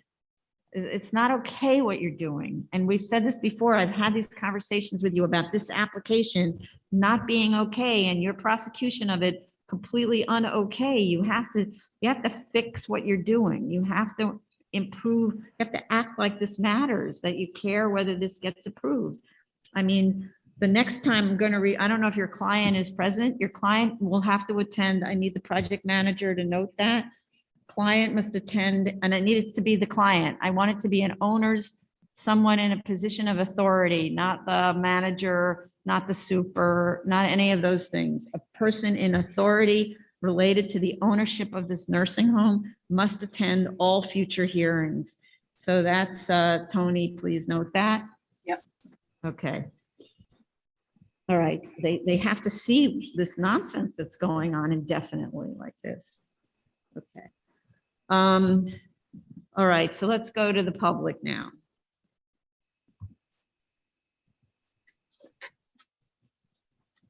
The case that we are currently discussing is 2409BZ 7810 164th Road, Queens. The call-in number, should you wish to call in and speak, is 646-558-8656. The webinar ID number is 989-7370-2296. The passcode, should you require it, is 450842. You are in the Zoom room already. Please raise your hand. Press *6 to unmute. You're calling in. Okay.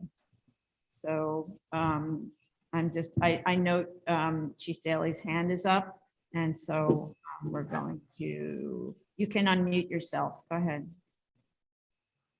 Thank you, Madam Chair.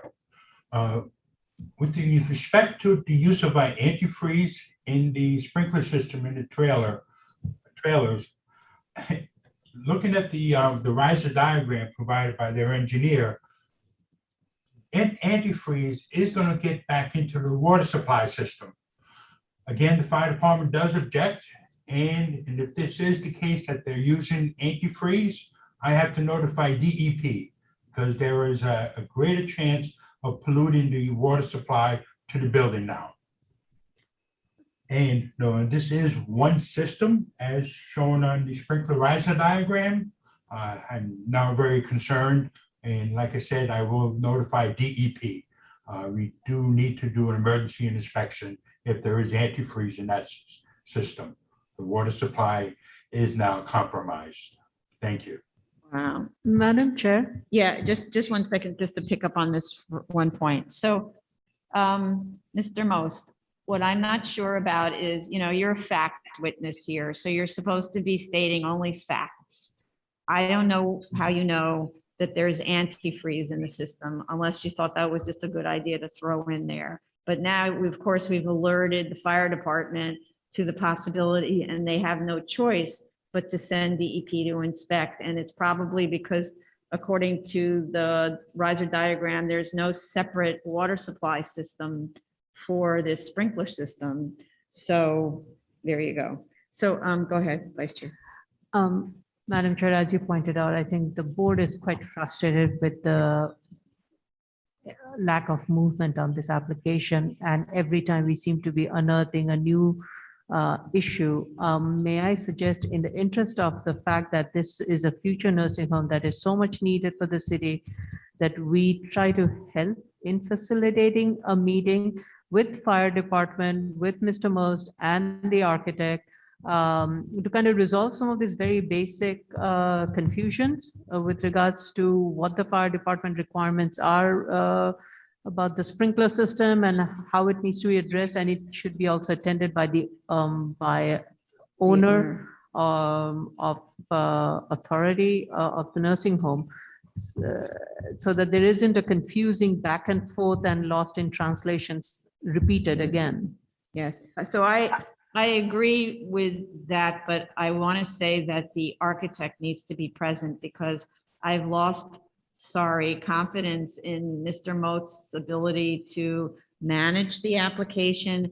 The architect is the one who files the ZRD ones, who files or works with their engineer to file sprinkler drawings and so on. So it must be that the architect, an owner, person in a high position of ownership attends that. I agree. And Tony, I don't know if there's a way for you to arrange this with Chief Daly. Yeah, so if we could. My only question, so Yeah. the sprinkler though, but this is the sprinkler for the sprinkler system for the containers. Yes. So the ZRD one was denied, they're going to appeal it. So if the DOB continually denies it, then where are we at with that? And then we're at removing the containers and the sprinklers become a moot point. That's, yeah.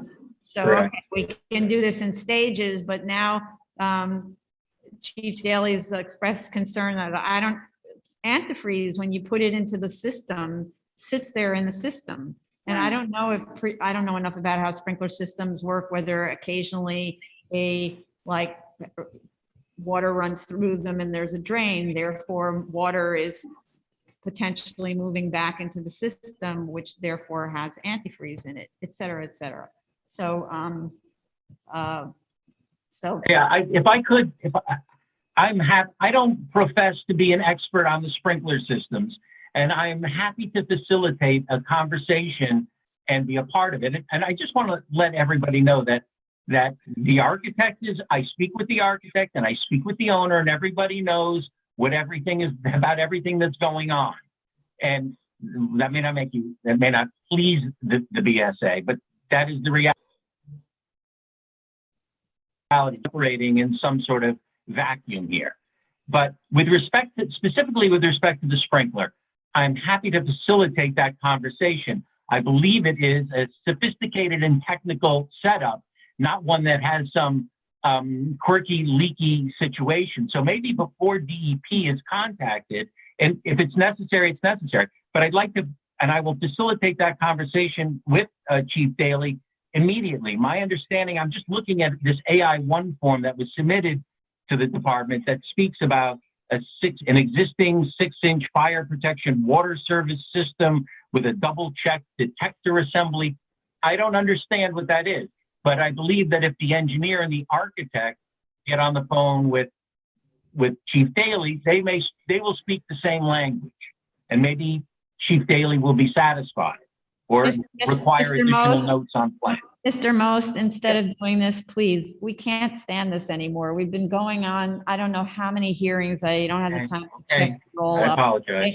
Please don't interfere. We're going to have the architect, the engineer, you can certainly attend, but please don't speak on their behalf about the design of a sprinkler system, okay? And so they'll be meeting with Mr. Daly, with Chief Daly, and also with an owner's rep. I need the owner to be present at all of these discussions because they have to understand what's going on with their application.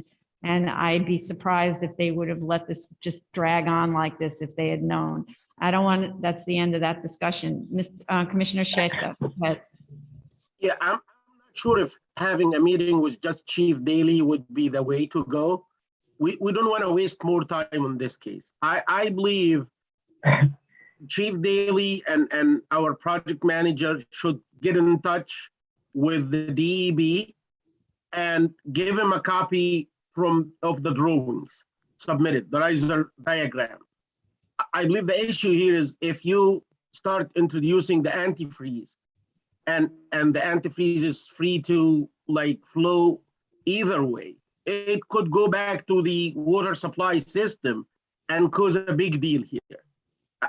Unless there is like other means used like an NRV, non-return valve or something to make sure that the antifreeze tank is gonna discharge in one direction, not two directions.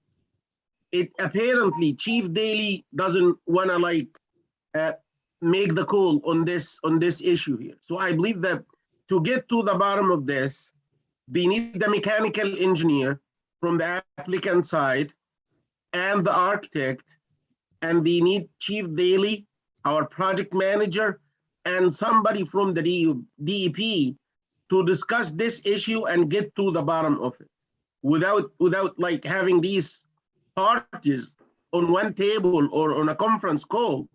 I believe we're gonna be wasting time. yes, okay, agreed. I'm not sure whether you need DEP, but yeah, sure. We're gonna leave that to fire department, whether DEP needs to be in that call as opposed to just alerted that that's an issue. So, Mr. Most, can you email me engineer and architect's number so we can set it up? We can send it to the fire department. We set up a meeting. And I'd also like our counsel, Kurt or Chase or to send a letter to the owner requiring that the owner attend all hearings going forward and all special meetings that are arranged between their consultants and other agencies, okay? So that's a letter from council. You got that, Kurt? Yes. Or Chase? Okay. Daly, Yes. can you make the call on looking at this riser diagram and making a decision whether it's okay or not? Who is that? Chief Daly? Yeah. Fire department can do it. Fire Shut up, what was the department. question? Go ahead. Repeat it, Commissioner Sheta? Yeah, sure. Can you take a look at that riser diagram? And if they're gonna be introducing antifreeze, you make the call whether it is okay or not, or do you need DEB to look at this and make the decision? No, I can look at the rise diagram myself, in which I am right now, having my hand, and it does not show the system separated. It's showing that the sprinklers go into the trailers or the containers as one complete wet system. There is no provision in the riser diagram to separate the antifreeze system from the wet system. The reason I'm calling DEP is I'm afraid that the antifreeze in the container will contaminate the water supply to the building. An antifreeze system is a very complicated system. It should have its own water supply. According to this riser diagram, it's part of the existing wet sprinkler system. So it does not have its own water supply. In the event that, if a contractor goes in to do service or maintenance on the sprinkler system, they shut it down, you're gonna have flow going both ways. The antifreeze will mix in with the water. Yes, there is a double check valve in the system that it should not flow into the water supply system, the city's main, but there's always a chance that that antifreeze will mix with the potable water in the system. So that's why I'm contacting DEP. Yeah. Contact DEP. If that check valve start like act crazy, it could cause an issue. Yes, agree. Yes, sir. Yes. Agreed. Thank you. That's my understanding as well. Thank you. Commissioner Shabeta has his hand up for a while, sorry.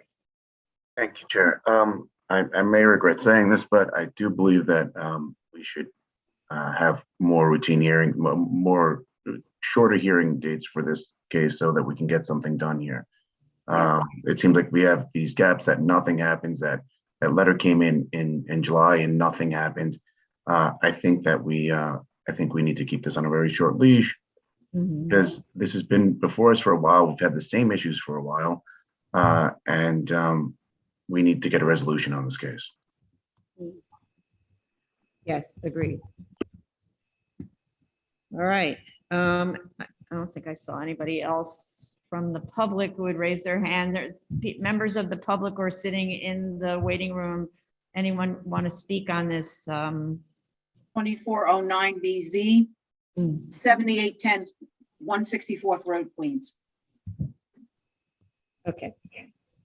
So I'm not going to ask you how much time to submit. We're going to make sure that you come back within the 30 days, just after the 30 days are completed for the ZRD1 to have been submitted by Wednesday. So the answer is the ZRD1 must be submitted by Wednesday. No discussion.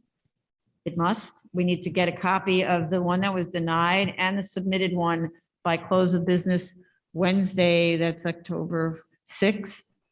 And No. we're going to, right? This Wednesday you wanted it? This Wednesday's the 29th. Next. Oh, I'm sorry. Next, you said this No, week. No, I said next Wednesday.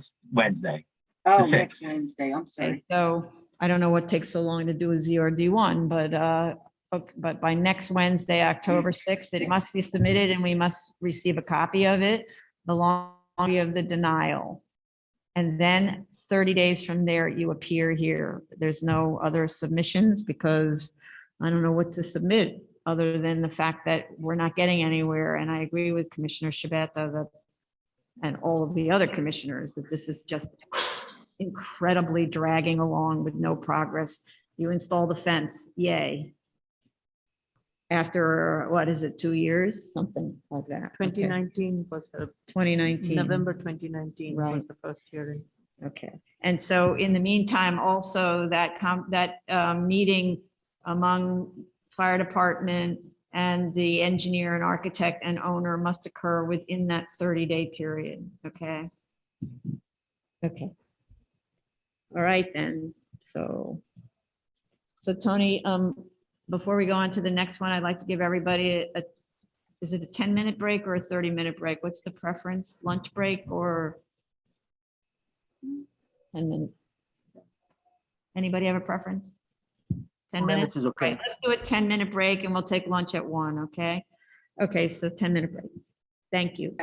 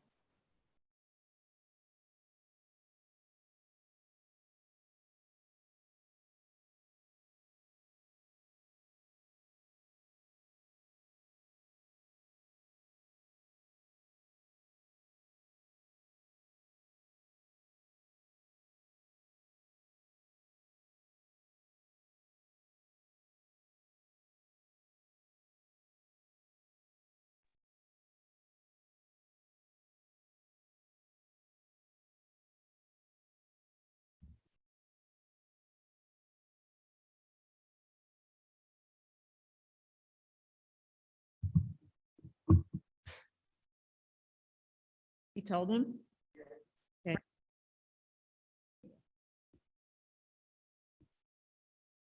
Okay, we should be back.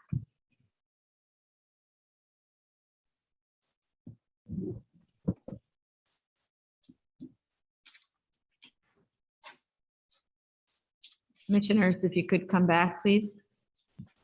Thank you. Okay, ready when you are, Tony. Okay. The next item to be discussed is item number 6, 2017-213 BZ, 1808 Coney Island Avenue, Brooklyn.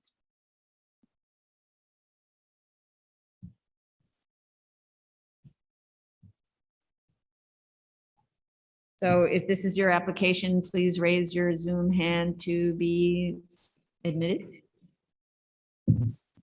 Ben Stark. And if anybody is with you, Mr. Stark, please let us know.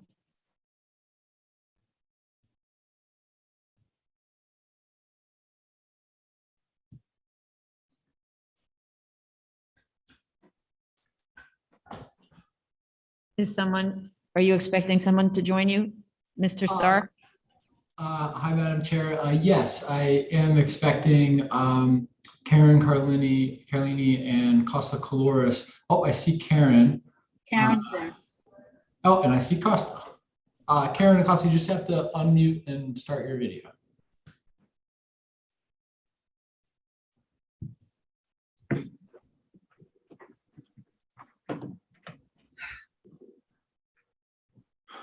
Morning. Ms. Carlini, can you unmute, please? Yes, I'm here. I'm sorry. Having technical, my other Okay. phone was ringing. I didn't want to unmute until I. Okay. Okay, let me swear you all in. Raise your right hand. Do you affirm to tell the truth, the whole truth, and nothing but truth in your testimony for this board and to respond honestly to board member questions? Yes, I do. Yes, Okay, could you put down your Zoom hand, Ms. Carlini, or maybe it's, I don't can- touch anything. Don't touch anything yet, forget it. I'll do it, I'll do it. I can put the hands down. Okay. Hi, hello, Madam Chair, members of the board. We listened to this morning's executive session. The comments of the board were very clear.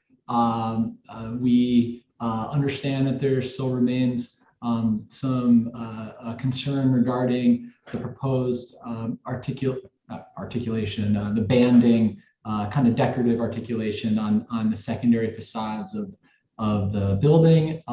We really appreciate kind of the kind of explicit feedback on how we might best resolve that. So we will be returning with revised materials showing a kind of a new, more decorative banding on those secondary facades. I did have a question that I would like to ask Madam Chair. I went back and looked at some of the materials. I'm not sure where, maybe I misheard. The notations on our plans submitted in June in response to the April hearing identified the secondary facades as being proposed with stucco. So where was the reference to ethos? Perhaps on plans as opposed to on sections. You know, it's not only on elevations that we look. I am gonna have to go through the drawings in order to find it. So is the architect on your call? Yes, he is. Mr. Caloris, you want to? Right. Okay, Mr. Caloris is the architect. I wasn't sure. So it's really, you know, without me wading through all the drawings, I'm not going to be able to find it so quickly, but you need to look at plans, sections, elevations, everywhere, and look to see the references to exterior finished materials, and for yourself to make sure, and maybe it was even in statement of facts. Yeah, it's possible that, so I had searched the plans pretty aggressively in between executive session and the hearing. I didn't see any reference to EFS, but I had not looked at the narrative statements, and I will double check after we conclude here. And if there's any reference to EFS, I will remove them. They are dated and not accurate. We absolutely propose to finish the secondary facades in stucco. And in response to your comments from earlier, we will be revising the decorative finish to provide for banding on kind of tighter. We're going to do the 30-inch banding every 30 inches. So we'll that's what we heard. So just let me finish, interrupt. It's the statement of facts that still says EFS. And I want to make sure when we say stucco, we're talking about stucco on masonry, because they can also do stucco on EFS, which is not okay. All right. Costa, can you confirm that the proposed stucco finishing is stucco on masonry? I can confirm it will not be EFS. It will be stucco on galvanized metal lath. Say that again. It's going to be stucco on what? Galvanized metal lath. You're going to stucco galvanized metal panels? No, Lathe, labs. Sorry, I can't, maybe you're too far away from your mic. Stucco on what? Mr. Coloris, the chair is speaking to you. yes, I'm having some difficulties here. Oh, okay. Yeah, it's not EFS. That is for certain. Lathe. By any other name? By any other name doth smell as sweet? What is the stucco on? It will be on the masonry, applied free coat. I need to see those very words on the drawings, stucco on masonry, 3 coats. You said stucco on galvanized metal panels or something like that, which I've never heard of. And paneling would be a nice solution. Also, I'm not saying it needs to be stucco. It could be another thing, but it cannot be EFS. So, but you need to give us something that's durable, and it can be stucco on masonry, or it can be metal panels that are attached to the substructure. But it has to be a system that's not going to flake off, be easily damaged the way famously EFS is, okay?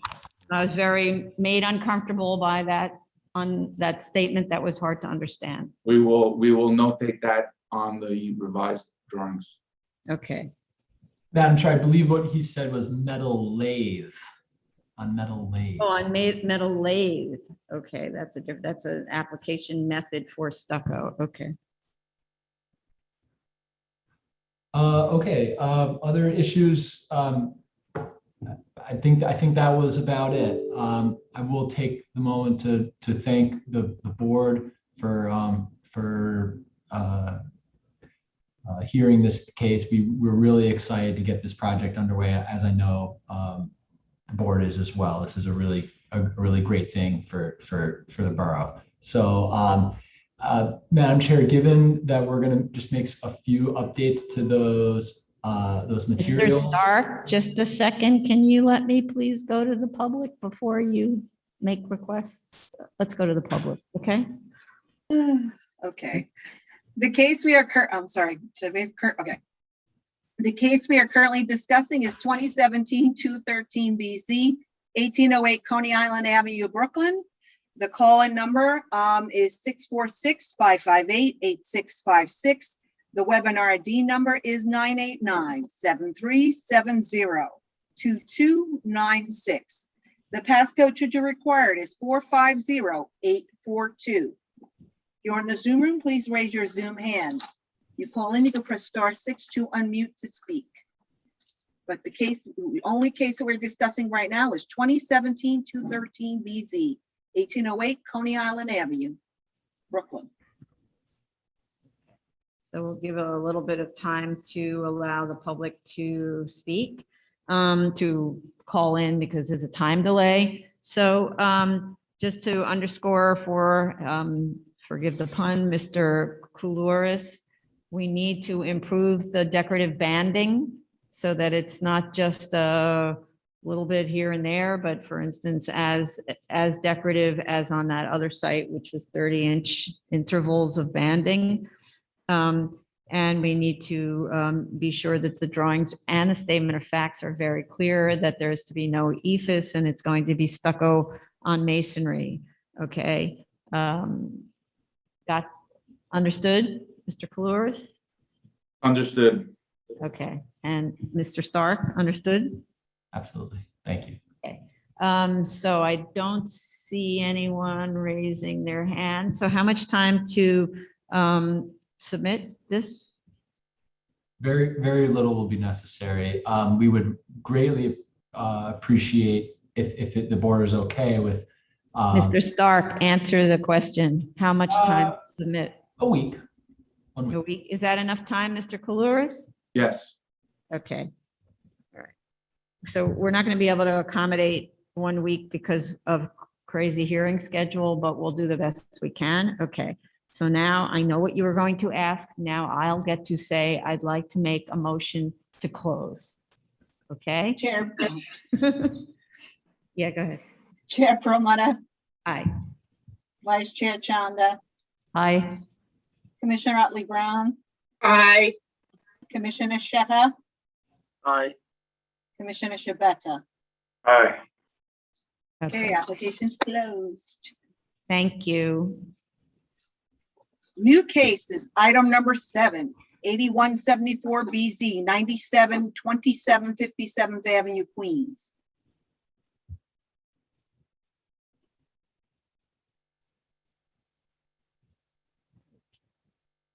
That's Miss Anagnostou, is that? Yeah, it's Sandy. Yeah. Anybody else in your group that that's going to be participating on this, Miss Anagnostou, when you can hear us finally?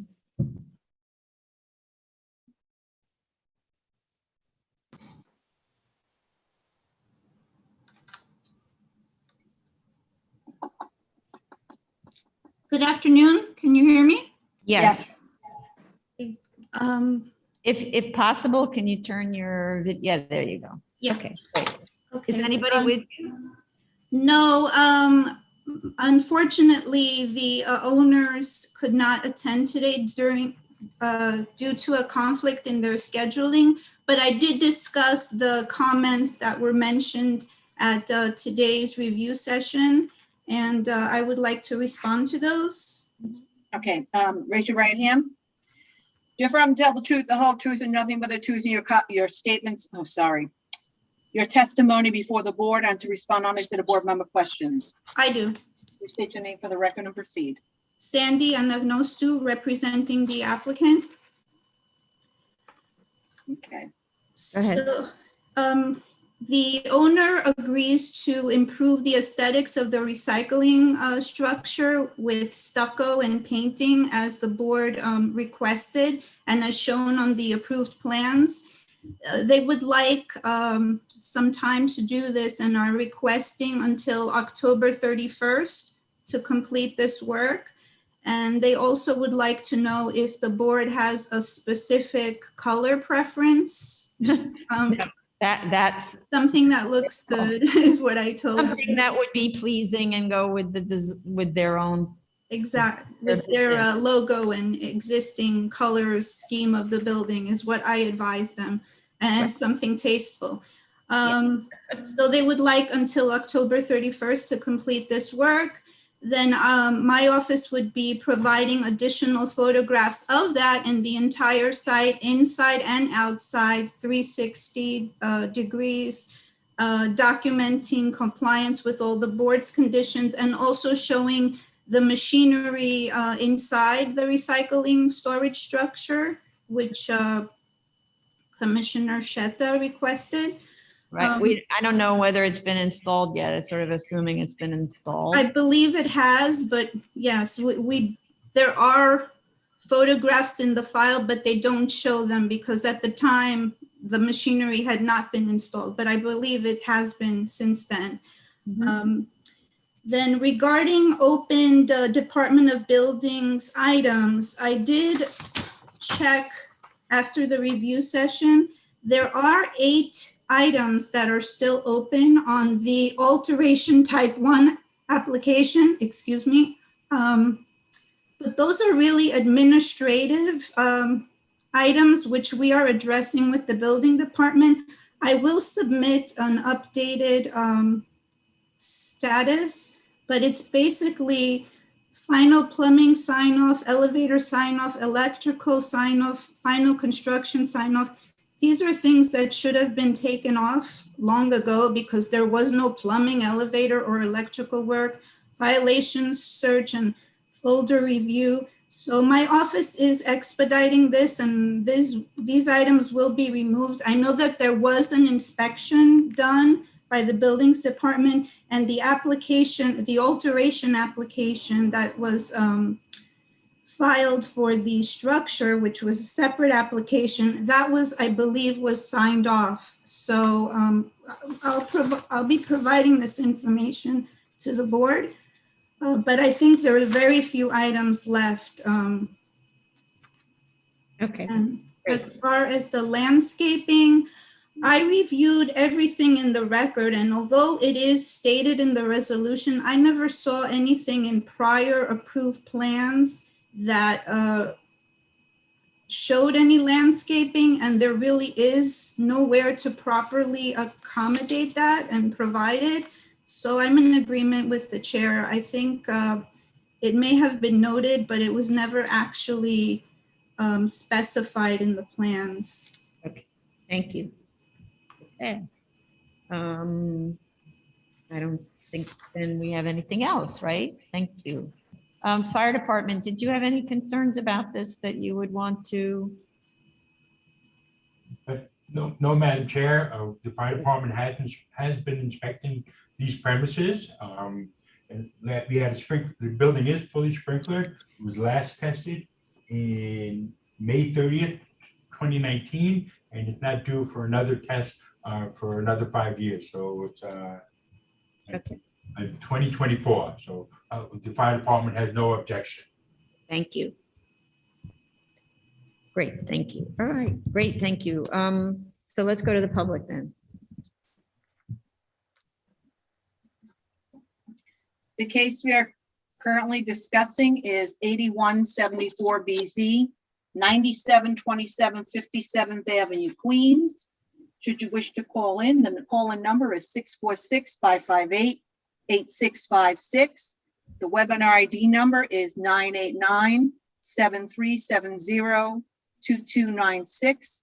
And the passcode, should you require it, is 450842. And you press *9 if you raise your Zoom hand, and *6 to unmute. Great, thank you. Okay, so understood that your client needs till the end of October to do this stucco work. How much time after that then to submit photographs, et cetera?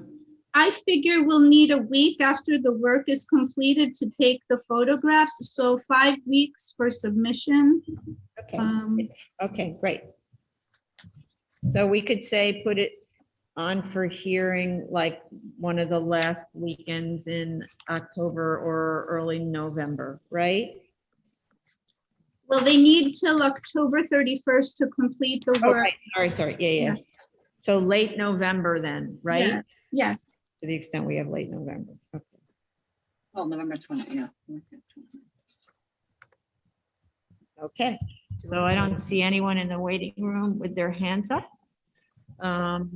So then, and when I say late November hearing, that gives you enough time to submit photograph of the installation, right? Yes, in early November, we can make the submission with the photos of the entire site and the DOB status. Great, okay.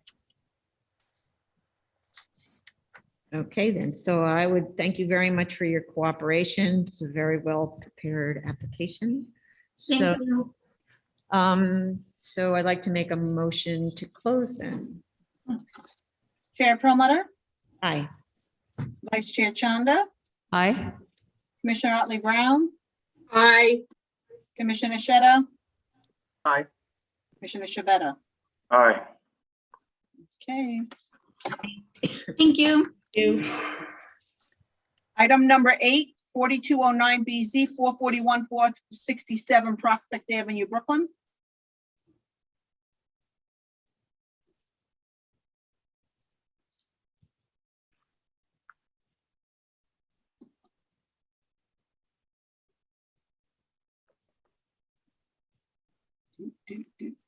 So Hi. Let me just see, I think John Macliocho should be correct, and Jose Diaz.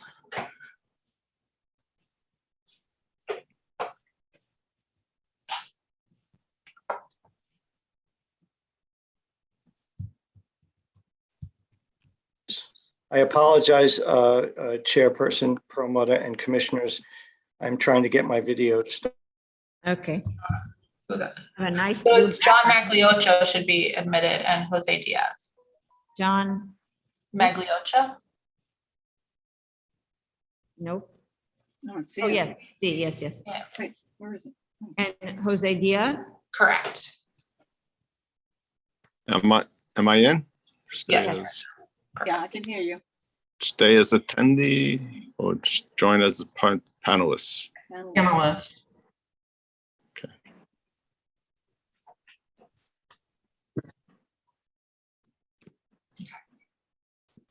Is Mr. Diaz in? I don't see it. Good morning, Chair Perlmutter and Commissioners. My name is Jeremiah Candriva. I'm here representing the Red Rooster on this I matter. believe that's a Oh, different. you, Jed, you're in the wrong.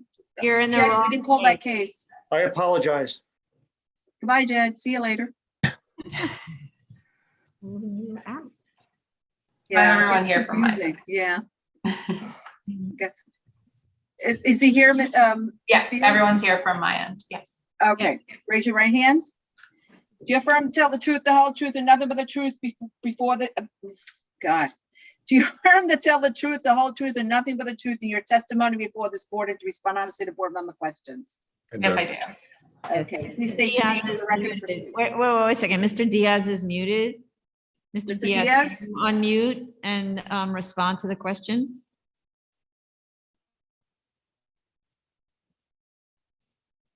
Jose, can you just affirm that you'll tell the truth? Have to read the whole thing again? Here we go. I don't think he'll actually speak a lot today. If he does, then maybe he could just redo the. Is he babysitting tonight? Is that okay? So maybe if Mr. Diaz ends up needing to speak, we'll swear him in. I'll swear him in before, again. Okay. I don't think he hears us. Okay. Perfect. Okay. Go ahead. Good afternoon. Fan Baton from Sheldon Loeb LPC for the applicant. We attended the review session and I know the comments were pretty straightforward and we will address in detail in a submission. I could address some of the comments now. Regarding the community board, we have not met with the community board. They have not called us in to meet. So I know, Chair, you had mentioned that the board will be reaching out as well. Mm-hmm. Regarding the BSA resolutions, I'll make sure that all resolutions are submitted sequentially. I might have to resubmit and void old submissions, but that's fine. It's a very easy fix. Regarding the statement of facts, I'll make sure that everything is correct in the statement of facts regarding the prior 2009 resolution. Regarding the waiver of practice, if you file a year before or 30 days after, you don't need the waiver, but we filed within a year after the prior grant expired, so we needed to request a waiver from the board and show proof of continued use for 1-07.3B2 if it's less than 2 years before. After. That's the part I'm confused about. The term expired August 11, 2019, right? Yes, we filed in 2020. Right, but you submitted on June 5th, 2020. That's less than a year. It's less than 2 years after. 1 year before or 2 years. So 1 year before or 30 days after. would not require a waiver, but less than 2 years after the expiration requires a waiver. More than 1 year before or less than 2 years after. I see. No, more than 1 year before. Yeah, yes, you're correct. Needs a waiver. And we'll double check that. I just looked at the rules before. Yeah. Check that, because that's not how I read it, but we're always struggling here with understanding our own rules. Because so strangely written, and we inherited them. So, yeah, okay. Okay. Okay. Regarding the certificate of occupancy, we'll make sure to provide the proposed Alt-1 application for a certificate of occupancy, and the architect will list all open items in order to obtain that certificate, and including details of the open violation, which was, I believe, from 2012. But we'll provide that in writing. It'll just be easier.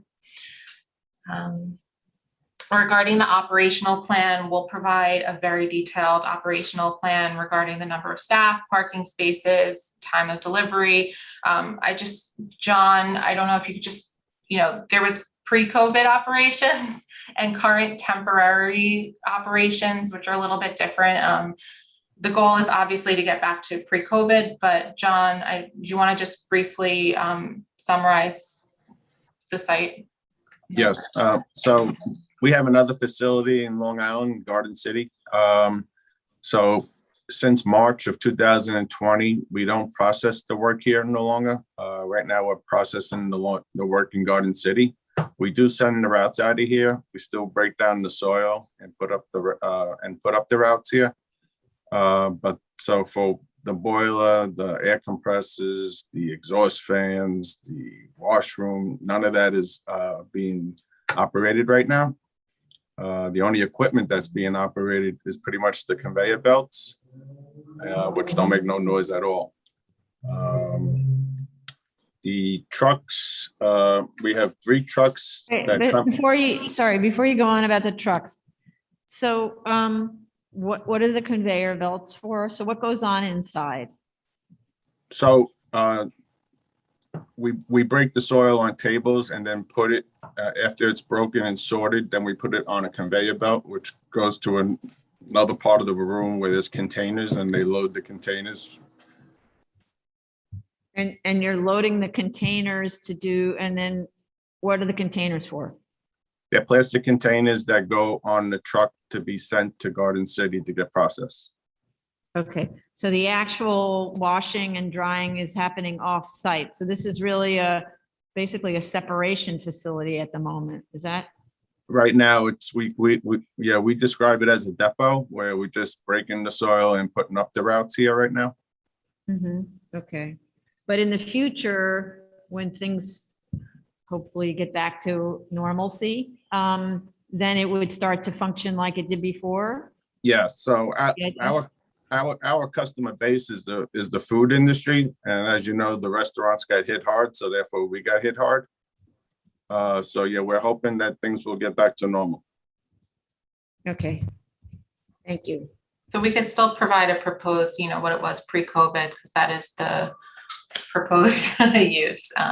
Understanding it's temporarily a little different.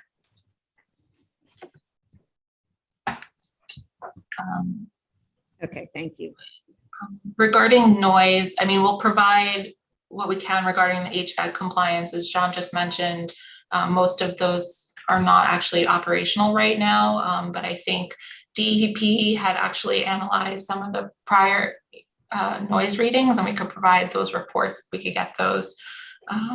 It's just that the generators themselves are not fully running at this time because of the temporary modification. So those are DEP, what is it DEP actually did? I think DEP analyzed. So John, do you want to just say that? Yes. Yeah, I know there was a complaint from one of the neighbors, so I know the DEP came and did readings, and they didn't say we had to rectify anything, that we were in compliance. Our generators that are on the roof have a decimal reading that we monitor inside the boiler room. I don't know if there's graphs on that, but if there are graphs on that, I'll try to attain them. Okay. So the complaint was about noise. Correct. Okay. So if you could obtain the whatever the result was in that. Okay. So we'll provide that information. The photos, we'll tag those to make it easier. We'll tag the photos showing compliance to the prior resolutions, as well as those roof photos that we provided for the HVACs. We could key those into the plans. Regarding graffiti, I believe there's no more graffiti on the western wall. John could confirm that, and he'll double check to make sure there's no graffiti anywhere else on the site. And if so, it would be cleaned up immediately. And regarding the board requested a lumen diagram. I just also like to note that the lights are on, confirm that the lights are on a timer. We could provide that information, but they are on a timer, and we could provide the details regarding that. Okay. So the issue, of course, is what kind of lights are they? How high are they? Do they extend onto the neighbor's property? So I think maybe we have no information on those lights. So yeah, lumen spread is sort of an expensive version of telling us the answer. So for example, if there are no lights on the side that would shine into a neighboring property, that's kind of self-explanatory. But if there are lights on the side, then we would need a lumen spread. Understood. Okay. Yeah, the only lights that we have are inside the parking lots. Right. But so inside the parking lots is exactly what we're talking about. If they're Okay. inside the parking lots and they're on high poles and they do a really good job of lighting the parking lot, they likely do a good job of lighting someone's backyard or window. And that's what we're trying to avoid. Understand. Understood. We'll provide that information. I think those were all the comments. Excuse me? Chair? Commissioner Chavez, yeah. Yeah, regarding the noise, I hear that we're talking about generators. When I mentioned noise, I wasn't just talking about generators. Let me just share my screen so I can explain myself.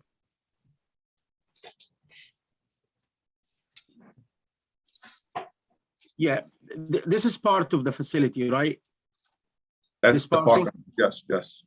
Yeah, and this is a residential building. Am I correct? Excuse me, say that again? This is a residential building. Yes, yes, that's residential building.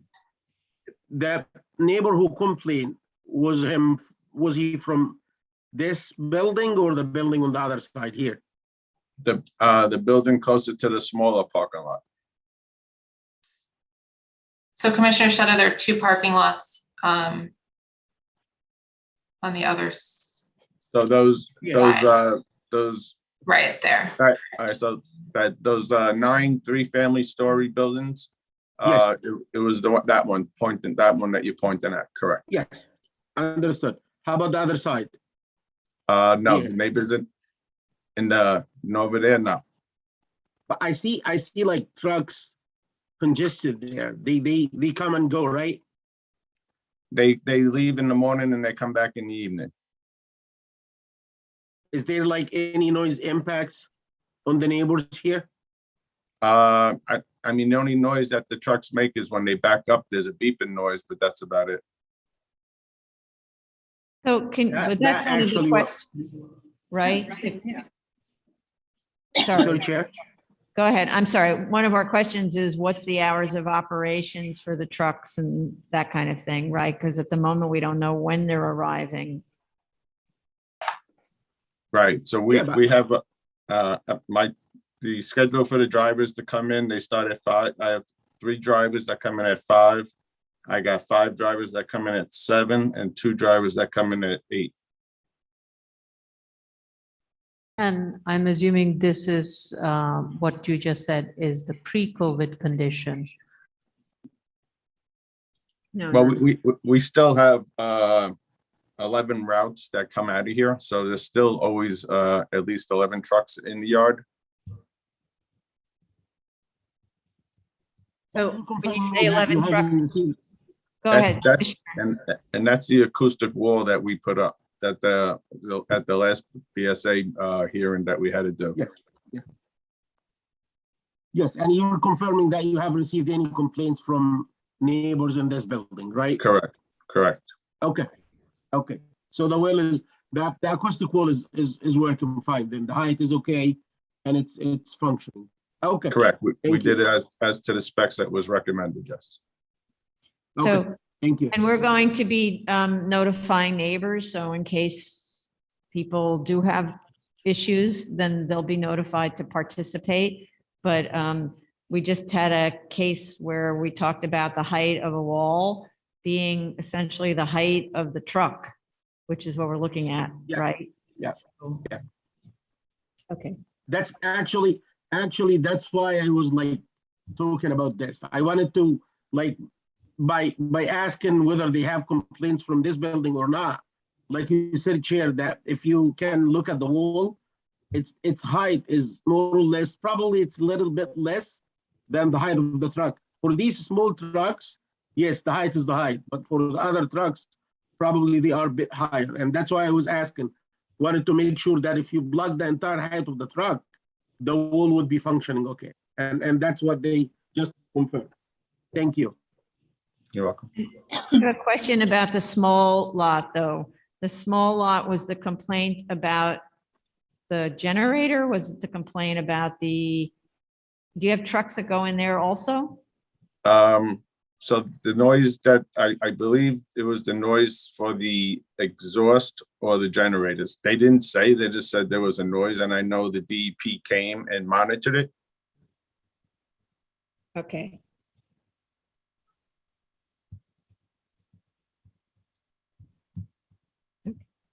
We'll find those reports and submit it to the board.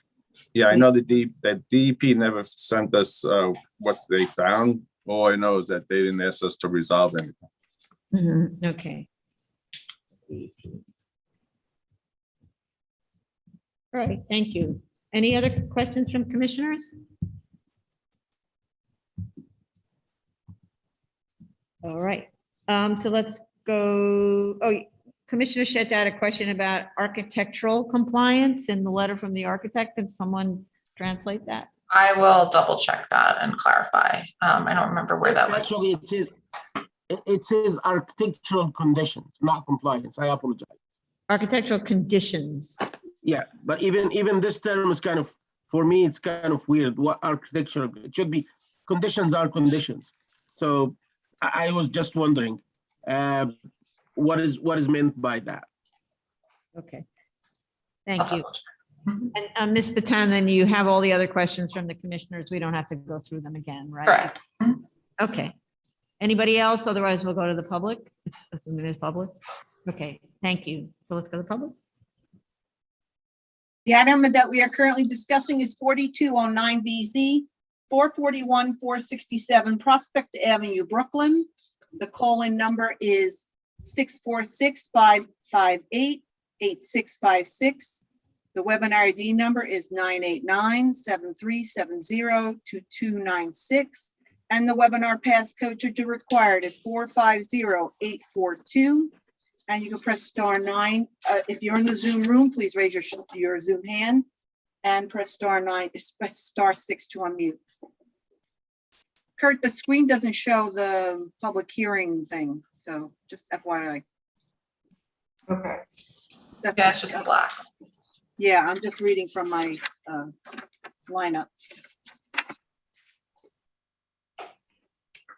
Okay, right. So Ms. Baton, how much time to put together that material? I think around a month would be sufficient in order, to gather any information from DEP, lumen diagram if warranted, and the list of outstanding materials for the certificate of occupancy. So I would say around a month. Okay. Would a picture be sufficient for the lighting, the illumination? So Ms. Batan's been doing this for a while. She knows what we're looking for. But the short answer is if you've got high pole lights to light your parking area, we are going to need a lumen study. There are less expensive ones that we've sort of uncovered where you can actually walk around with a light meter that you load onto your phone pretty much, or buy an inexpensive light meter. That's another way of doing it, where we're just trying to check is that the light isn't spreading onto the adjoining residential properties. So Ms. Batan, I think that you're familiar with this subject, and if not, give a call to your project manager and say Carlo for clarity, okay? Understood. Will do. Okay. All right then. So I don't see anyone in the waiting room with their hand up to speak on this. So then we've got you 1 month to submit, right? All right. Thank you very much. Thank you. Thank you. All right, thank Keep going. 1 o'clock. I think we should take 30-minute break because we still, arguably, we still have a couple of hours left to go on this. So, 1:30 to return, okay? Okay. Thank you, everybody.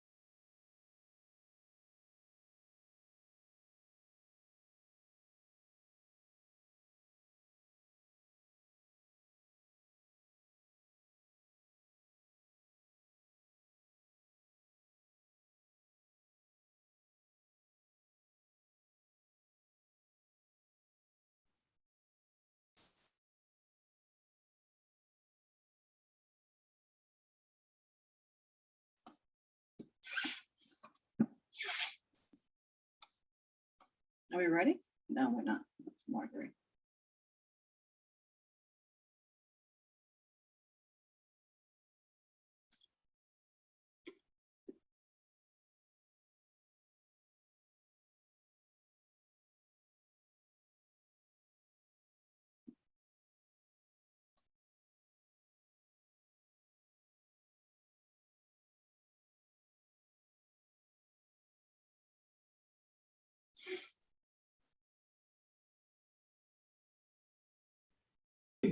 Anytime you order.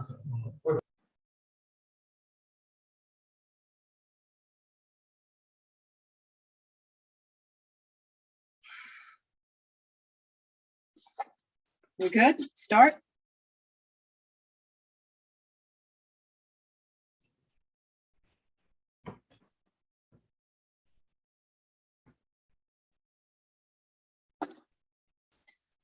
Good afternoon. This is the Board of Standards and Appeals hybrid public hearing for September 27, 2021. The next item up to be discussed is item number 9, 220 to 221. Oh, I'm sorry, Madam Chair. Tony, wait. Sorry. Speak, can you speak, Tony? What? No? Okay. All right. She's talking. All right.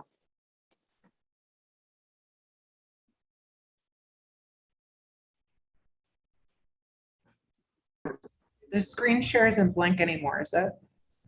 No, it says hybrid public hearing. That's what it should say, right? Yeah.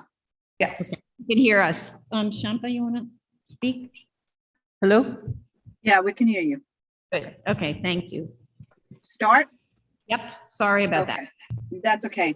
So to repeat again, this is the New York City Board of Standards and Appeals hybrid public hearing for September 27, 2021. We'll begin with the next case, item number 9, 220, 221, 14BZ, 8-10 Underhill Avenue, Brooklyn.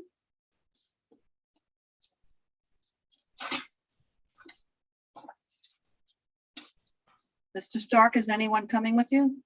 Yes, they are. We should have on this call Noah Sohn from Sohn Brothers Real Estate and Hernan Galvis, also Sohn Brothers Real Estate and also the project's architect. Can you get closer to your mic? Yeah. It's very hard to hear what you said. Who? No. Go ahead. I'm sorry. Also with us for this hearing is Noah Sohn and Hernan Galvis, both with Sohn Brothers Real Estate, and Hernan also served as project architect. Okay. Are they unmuted on the? I see Mr. Sohn, but I don't see. Mr. Galvis is there. Oh, he is? Okay. Yeah. Could you unmute yourselves, gentlemen? Yes. You're Yes. okay. Screen, good. Okay. Raise your right hand. Do you affirm to tell the truth, the whole truth, and nothing but the truth in your testimony before this board, and to respond honestly to board member questions? Yes, I do. Say yes. Yes. Yes. Okay. Mr. Stark, please proceed. Thank you. Thank you, Ms. Matias. My name is Ben Stark with Hirsch and Singer Epstein for the applicant, Post Industrial Thinking. We attended this morning's executive session and heard the outstanding issues of the board. I went back and I'll just go right into it. There was a question regarding the identifying the proper waiver under the board's rules of practice and procedure. I went back and added up the years, and yes, we will change the reference to subsection C2 as this is being filed more than 1 year after, more than 30 days after the grant had expired, but not more than 2 years after.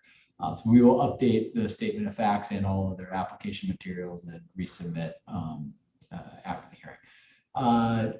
Where are we in the state of construction? We had submitted that construction timeline with our notice of comment submission. And we had put a couple construction activities slated to begin this summer. That was kind of when we had thought that we would be before the board in June, understanding that it's a little uneasy for us to make investments without an understanding of where the board sits with a particular extension. We with the hearing being delayed until the fall, we kind of are holding off on a few of those very initial activities, but hearing now that the board is seems generally comfortable with granting this extension, those construction activities will, at least initial activities will get underway. There was also a comment regarding. Wait, before you do that, can you amend the construction timeline to reflect current conditions? Yes. Current timeline? You just, Absolutely. can you also sit closer to your mic? I'm having a lot of trouble understanding you. Did you say that the construction timeline was modified as a result of summer activities? Or rather, the timeline that we had submitted had made reference to just a couple activities happening prior to BSA approval of this extension. Given that the June hearing was then adjourned, we held off on some of those activities because the truth is it can be uneasy for the applicant to proceed with development activities without an understanding that the variance is extended. So now that we hear that the board, at least on the merits, seems generally comfortable with this extension, those activities can commence, and we will adjust all of the dates in the construction timeline accordingly, including, if necessary, updates to the construction schedule referencing the current conditions of the site. Okay. So kind of like whatever you said, you're going to update the construction timeline. Yes. Good. The other question that came up was in regards to certificates of correction. Those have been prepared. They have not been submitted. They will be submitted shortly. We were just working over the summer. There was a bit of a delay kind of behind the scenes unrelated to this variance, getting the site cleared. The site is now cleared, and accordingly, the certificates of correction can be submitted. We will obviously push our kind of expediting team to get that taken care of and to hopefully get up on BIS references to those really ancient correction violations that were hanging out for a couple decades, even prior to the applicant's acquisition of the site, to get those resolved. So you see a clean bill of health. Okay. All right. I don't think there was anything else. Was there anything you wanted your clients to speak to, or you're good? No, I just want to have them available in case any other questions came up from the board. Okay. Any questions from commissioners? No? Okay, so let's go to the public. The item that we're currently discussing is 220 and 221-14 BZ, sorry, 8-10 Underhill Avenue, Brooklyn. The call number is 646-558-8656.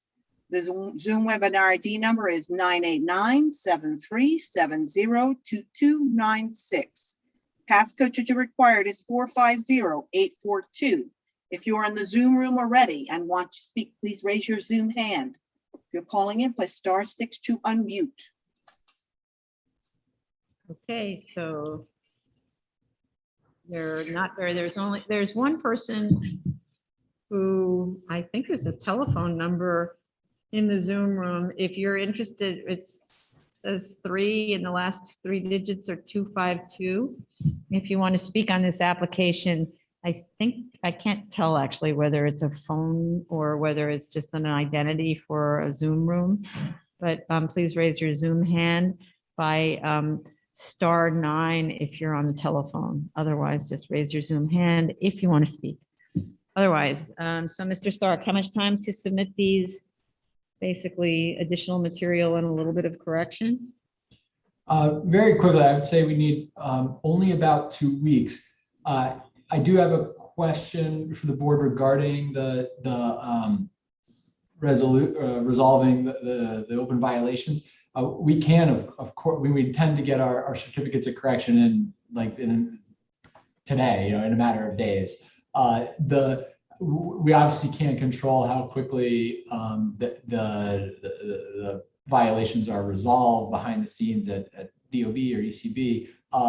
Will the board be needing true resolved, up on? No. So what the board always asks for is if it sees ECB penalties, it wants them paid before we vote.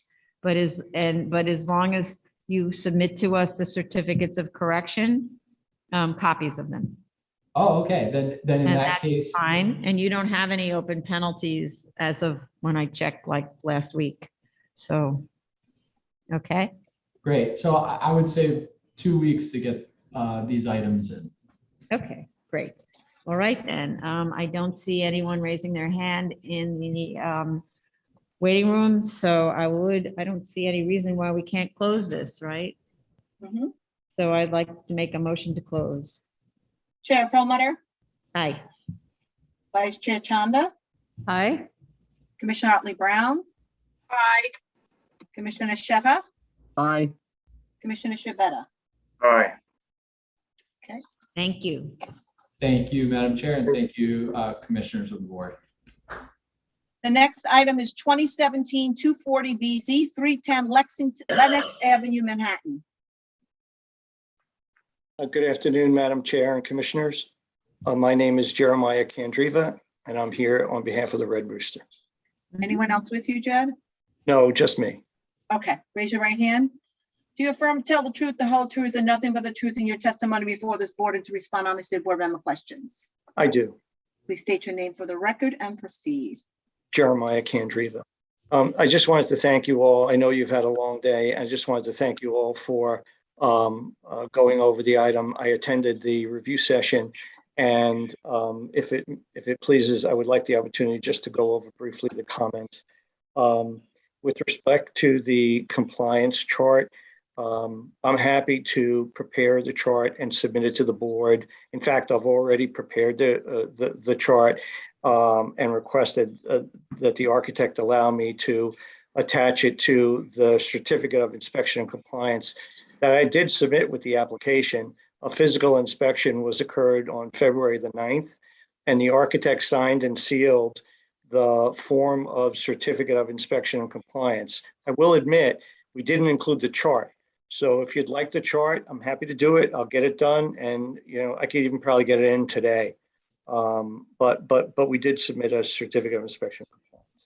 Okay, so the idea of these inspections is, the certificate of inspection assumes that we're going through all of the conditions, and therefore it shows the demonstration of compliance with the conditions. So that way, okay? I understand, Chair Puma. In fact, most of the meat of this it was not in the resolution. It was in a letter that the fire department issued, and we're in compliance with all of the requirements of the fire department. And I put that all in the statement in support on page 8. When we look at the resolution, there are 7 conditions, and they are that, we have to build to the approved plans, that we update the certificate of occupancy, that we get it by a certain date. And the rest is, that the extent of the board's approval is within the application, that the DOB will ensure all other aspects are in compliance. And all of that is met. And so, again, I prepared the chart, we'll submit it. I don't have any issue with that. Okay, so, it's interesting how you kind of review it as just the conditions that you're reading, where therefore. But leading up to it, there's other things that the board takes into consideration, which for future use, you should be looking at too with a resolution, because the board reads the entire resolution to see what the board previously was interested in. And so one of the things it says, the applicant represents that the hours are the following. So that ends up being repeated in the next resolution, So if the hours are not that, then you would want to change it, for example, right? So those are sort of the terms under which the board agrees to grant, right? In a way. And so one of the things that was mentioned was this thing about the seals on the doors, because there was concern about noise on the street. So that's why I asked, are the seals still there on the doors? That's correct. And Right. yes, and just on those two specific questions, we are not proposing to change any of the hours of operation and the seal. The doors are in good repair. And I've checked with the client as well as the architect on the condition of the property. Okay, so if you could just make a mention of those when you respond, that would Yes, tie up the application, okay? I will, and thank you very much. Okay, any other comments from commissioners? Nothing? All right, let's go to the public on this. The case we are currently discussing is 2017-240BZ, 310 Lenox Avenue, Manhattan. The call-in number is 646-558-8656. The webinar ID number is 989-7370-2296. The passcode should you require it is 450842. And you can press, if you're in the Zoom room, please raise your Zoom hand. You press *9 to speak and *6 to unmute. Once again, the only case that we're discussing right now is 2017-240BZ, 310 Lenox Avenue. Okay, great. So, you want to close? Not many people in the Zoom room, but if anyone would like to speak, please raise your Zoom hand. There's also that 1252 number. That would be a *9 to raise your hand if you'd like to speak on this. Otherwise, Mr. Candreva, how much time do you need to submit? I can get it in the next day or so. Okay, what I've been telling everyone is we have a very packed hearing schedule, but we'll try to accommodate your application because there's really nothing left. Okay. Thank you. And I don't see anyone calling in. Therefore, I would like to make a motion to close. Chair Perlmutter. Aye. Vice Chair Chanda. Aye. Commissioner Otley Brown. Aye. Commissioner Sheta. Aye. Commissioner Shabeta. Say it Commissioner again. Shabeta. Aye. Thank you. This hearing is closed.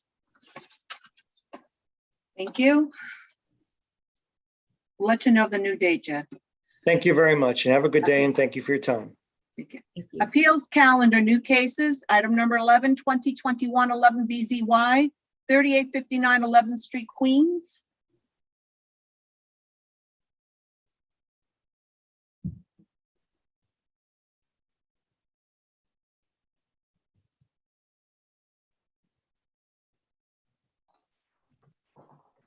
Hi, I was just being let in. I missed if you announced me, Tony. I just called the calendar, Barack. Thank you very much. Okay, are you coming with anyone? The applicant is ready if a question arises, but I don't believe they probably need to be sworn in at this moment, considering. No, this is an A case, so we don't need to swear in, so you can present now, Jed. Barack, sorry. No problem. I mean, they'll be available if there's any questions that arise, but I'll just present right now. Hold on, I'll start the video. Okay. We don't see you, Barack. Oh, there you are. Hi. See me now. Thank you. Thank you, Chair Perlmutter and members of the board for your comments at the review session this morning. I did attend it and review it. I deeply understand the confusion surrounding the record and apologize for any discrepancies, which we are correcting in our resubmission. I do agree the focus on the tolling period under the Executive Order 144 to complete construction under 11332 confuses matters and may be totally unnecessary based on what I heard at review session, considering the 75% completion of the building as of November 24th, prior to the December 20th, 2020 date that was triggered by the 11332 absent the executive order. I also apologize about maybe absentee records in the folders. I think we had some problems, totally my firm's issue. We've been kind of transferring over to a multi-authentication file sharing program. There were some issues interfacing with the BSA submit emails and the other BSA emails. trying to resort to emailing the voluminous records that are associated with this kind of application, I think resulted in some blockages and some missing items that we've continued to try to rectify. Next time, I'll just submit a CD as we have in the past that has everything in subfolders, and that could be uploaded by the board. So, wait a second. No, we don't do, it's digital. It has to be, you would need to upload it to one of those kind of file share systems. we'll try and find it. I've tried this a number of times. The firm blocks Google Docs, Dropbox, and we use these very proprietary ones. And when we've given the emails to the staff, it's never allowed them in for some reason. I don't know if it's a NewYorkCity.gov thing. So I will definitely work with whatever the board needs next time. Look, put that aside. I'm sorry that the record was not complete. Totally our fault.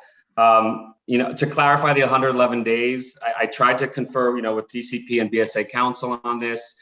The interpretation I thought I got was that as of August 31st, when Executive Order 144 was issued, it told the period of time till December 20th. That 111 days would have resumed when the Executive Order was suspended as of March 31st. It wasn't renewed. So we calculated 111 days from March 31st and ended up with June 19th in our resubmission in response to the notice of comments. I think it was incorrectly set forth as June 29th the first time. That being said, we understand, we did try to respond to notice of comments which came before the May hearing, which I thought inferred, trying to update the record to the status of construction at that time. So, as of May, we were up to 92%, which exceeded the 75%, which we had submitted in November. And our response to comments. Sorry. You're speaking really fast, and I don't even know what year you're talking about. Sorry. So when you talk about May and March and so on, can you tell us what year you're referring to with each one of those? Yeah, so I think the executive order set forth that it expired in March 31st, 2020, by its own terms, unless it was renewed.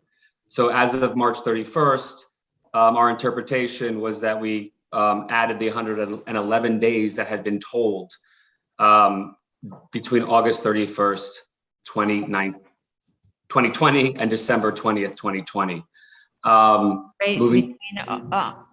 Between 111 days gets you to August 1st, 20. Sorry, I think the executive order was issued on August 31st, 2020. My understanding was that it told the period between then and December 20th, 2020, based on our consultation with DCP counsel's office and communications with your counsel's office, which added which was a tolling period of 111 days. So as of March 31st, 2021, when the executive order was not renewed and suspended and was expired by its own terms, I was under the impression, and we interpreted it as adding that 11 days from that date onward, which got us to June 19th, 2021. That being said, it seems like this is maybe an academic exercise if the board accepts that 75% completion before December 20th, 2020 satisfies your findings, and we would just revise the record to eliminate any reference to the executive order and any state of construction past the November 24th, 2020 certification. As of May 2021, when we were resubmitting, because the executive order ended, there was a hearing that was scheduled. We submitted revised materials that updated the construction status to 92% completion. And that was as of this past May of 2021. I'm not sure if the board, finds it relevant, or we just want to stick with the December 20th, 2020 expiration date and put aside the executive order altogether. If the certification as of the original expiration under 11332 satisfies you. We were chasing our tail too, trying to understand the implications of the executive order, the tolling period, and whether or not it was relevant to the board to update the materials when it expired to what we thought was the new expiration date of June 19th or close there too. So prior to June 19th, we were up to 92%. And if the board is interested at this point, The AIA forms and requisitions indicate that the completion is up to 97%. And that there's just some remaining minor work that needs to be done and sign offs for their certificate of occupancy. Okay, so can you submit, that was the thing I was looking for, the AIA requisitions for the August 30, sorry, whatever the end of the 2-year period was. Now I've confused myself with these dates, but the end of the 2-year period where you got to 75%, can you give us the requisition for that?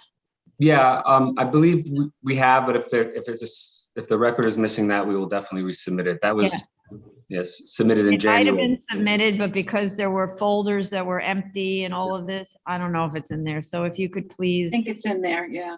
Yeah, but just please resubmit it so we can find it and not have to go through 100 folders. We're starting, yeah, we'll simplify the record, resubmit it all as one package and make sure it's on the top.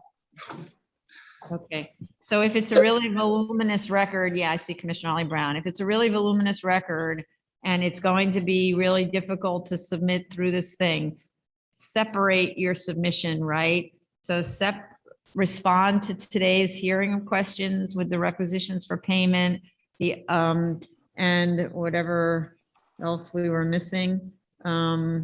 And just submit that separately from a resubmission of the voluminous materials, okay? Otherwise, we may never find what you just submitted that's new, okay? Okay. Commissioner Otley Brown? I was just going to say, whichever date is actually chosen, all of the paperwork should be updated only to note that date. Otherwise, it becomes really complicated to follow because, like, for instance, in some sections, you have November 24th, 2020, then you also have December 20th, 2020, and then you have the date with the tolling, which is, you say July 23rd, but then you also have June 23rd. So to me, I'm finding it really hard to follow straight through. So I think that you're 75% complete as of December 20th, 2020 is enough for you to get the extension. So I think it would be a much simpler application if you just go back to that date, make sure all of your substantial work completed and substantial expenditures date back to that day. And then you could, in conclusion, just say, as of today, we're actually 97% complete as verified by the newest AIA forms that we're submitting. I think that would clarify the application. Yes, I agree. Especially since you clearly don't need that much more time to complete. So it's not even like those extra 6 months are going to make that much of a difference to you, whether the extension runs from December 20th or from July 23rd, 2021. I would agree. I definitely agree with that advice, and I'm happy the board thinks that's the direction we should go in, because it would simplify the record as opposed to having these staged different kind of timelines and thresholds. So thank you. Okay. All right. I think that's it. Anybody else? Thank you, Commissioner.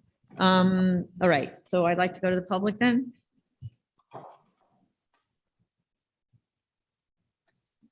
Case we're currently discussing is 2021-11 BZY, 3859 11th Street, Queens. If you wish to call in, it is 646-558-8656. The Zoom webinar ID number is 989-7370-2296. The passcode, should you require it, is 450842. And if you're in the Zoom room, please raise your Zoom hand and *9 to unmute. And if you're calling in, it is *6 to unmute.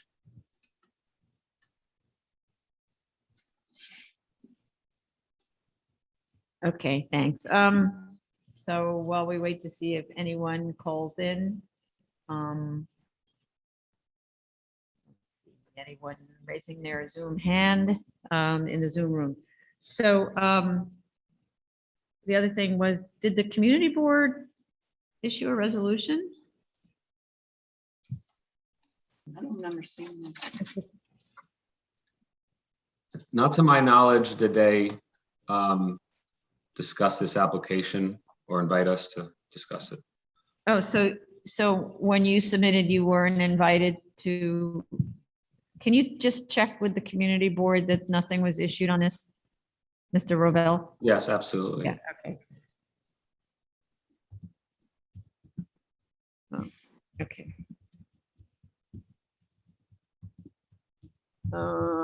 Okay, I think that's it. So how much time do you need to respond to this?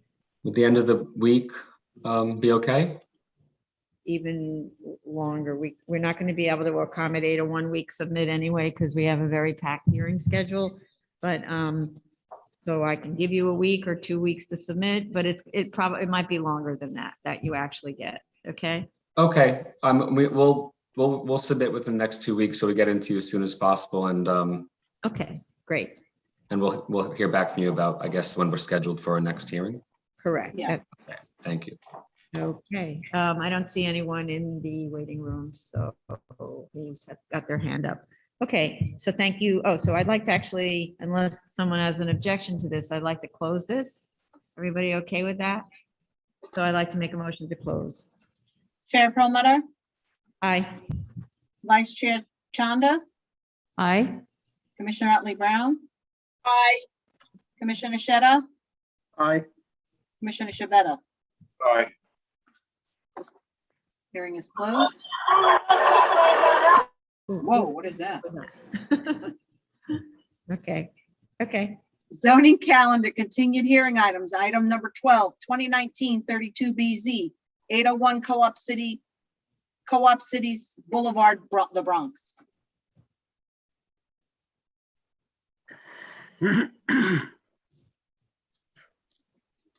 So who are the applicants for this? Is this Mr. Dale? Yeah.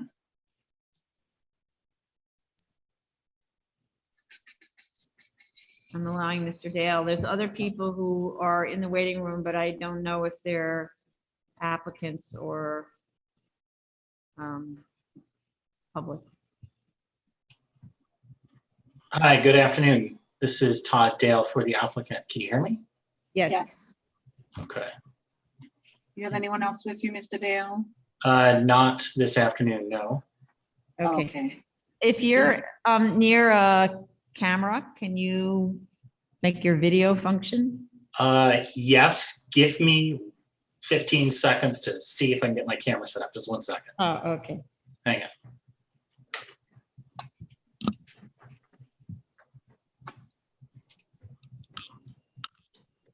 There we go. Is that working? Yes.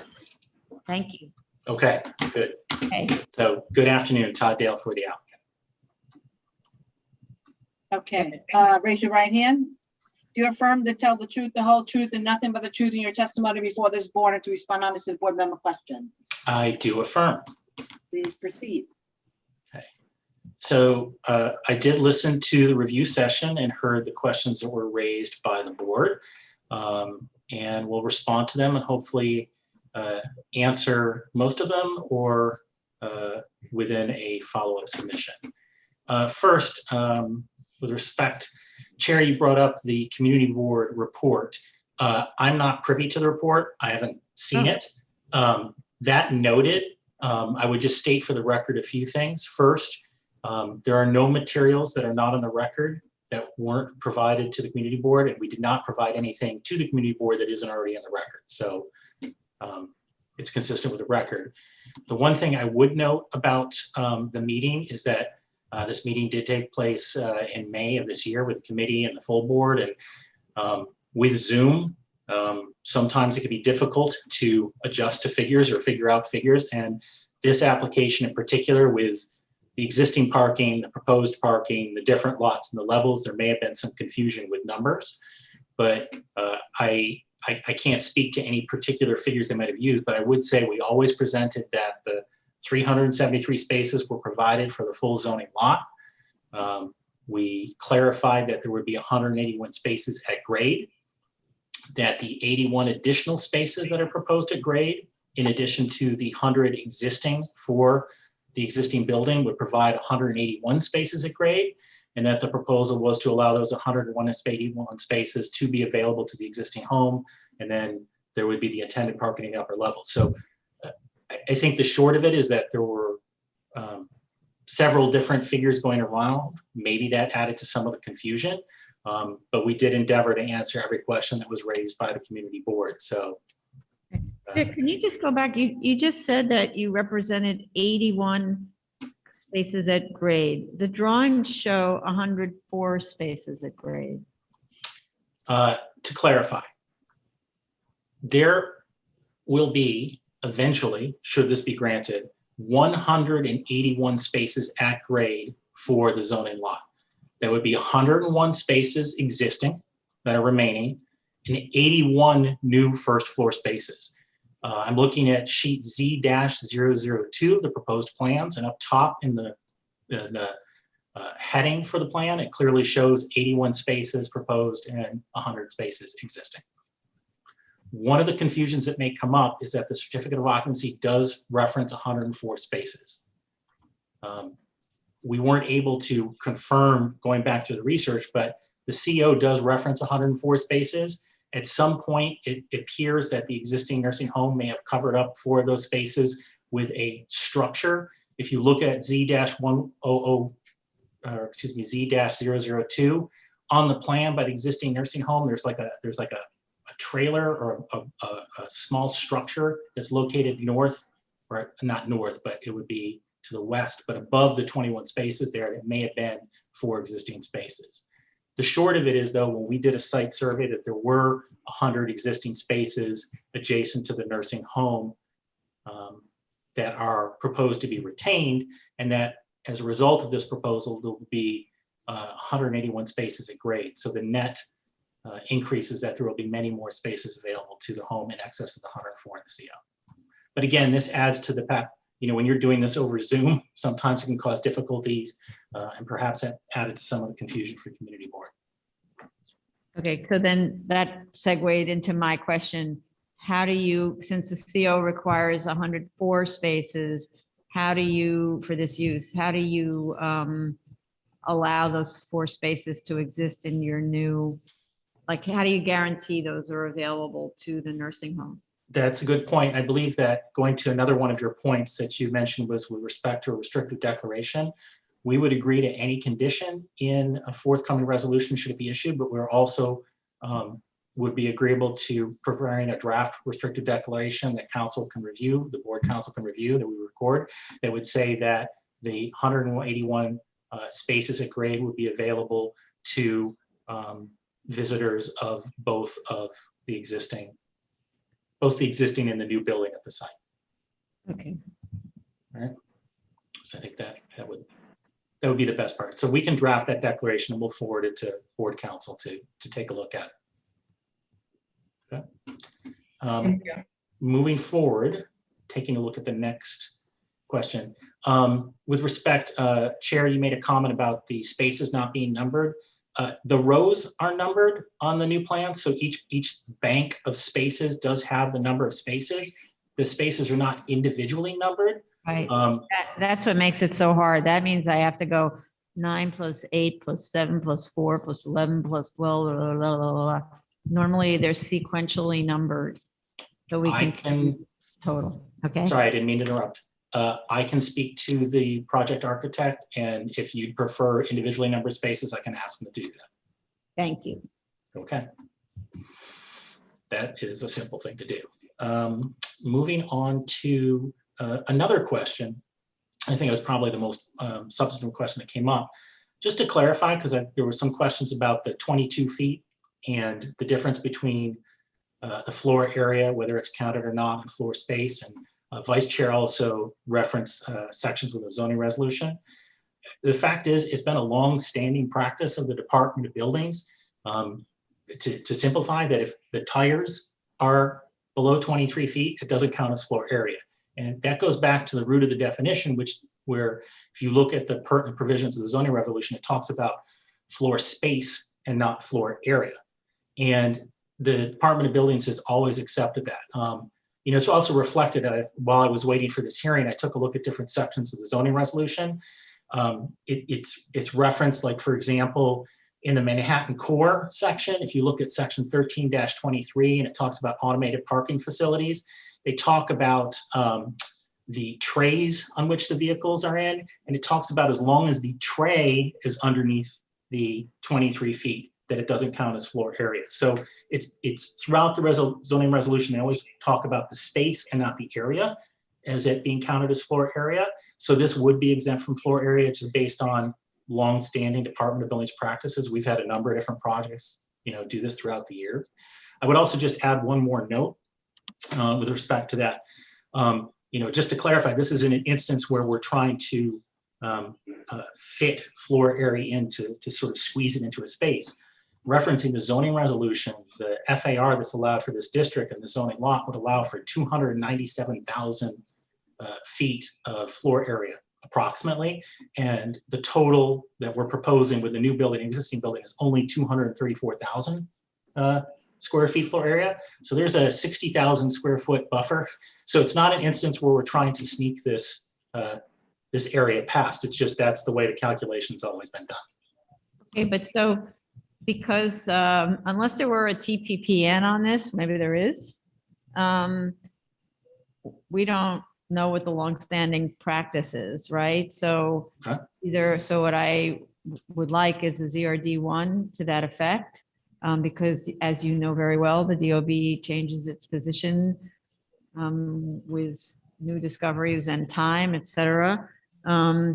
Short of a TPPN that's still active. The other way of going before us is you could just count it as floor area and then go later to see if you can get that floor area eliminated through the DOB process. And then we might be able to make that change with letter of substantial compliance, if that would be okay with our council, because we're not granting a floor area increase with this application, right? Correct. That's another way to go, but it might be the same difference and less trouble in the future if you just went ahead and got it now. I do understand what you're saying about the TPPN. I don't know if there has been one issued. We can do some research. As far as the ZRD1, the board may be aware of this. These are taking months to process ZRD1s. It's also now there are significant fees associated with processing this. So this application, understandably, was already delayed from its original July hearing. So adding the ZRD1 review on this just adds on. So I would say, we'll go back to the team and ask them if they're willing to list it as floor area and then worry about the resolution later. In the alternative to a ZRD1, would the board, if we can't find a TPPN, be agreeable to if we provided examples of other parking areas where this has been an issue? Because it really is a longstanding process. I'm sure we could come up with a number of different examples. I mean, the short of it is we understand, we want to provide information to help clarify this and to provide some reassurance to the board. However, a ZRD1 is just much more timely and costly than the board might realize at this point, and that's what we're trying to avoid.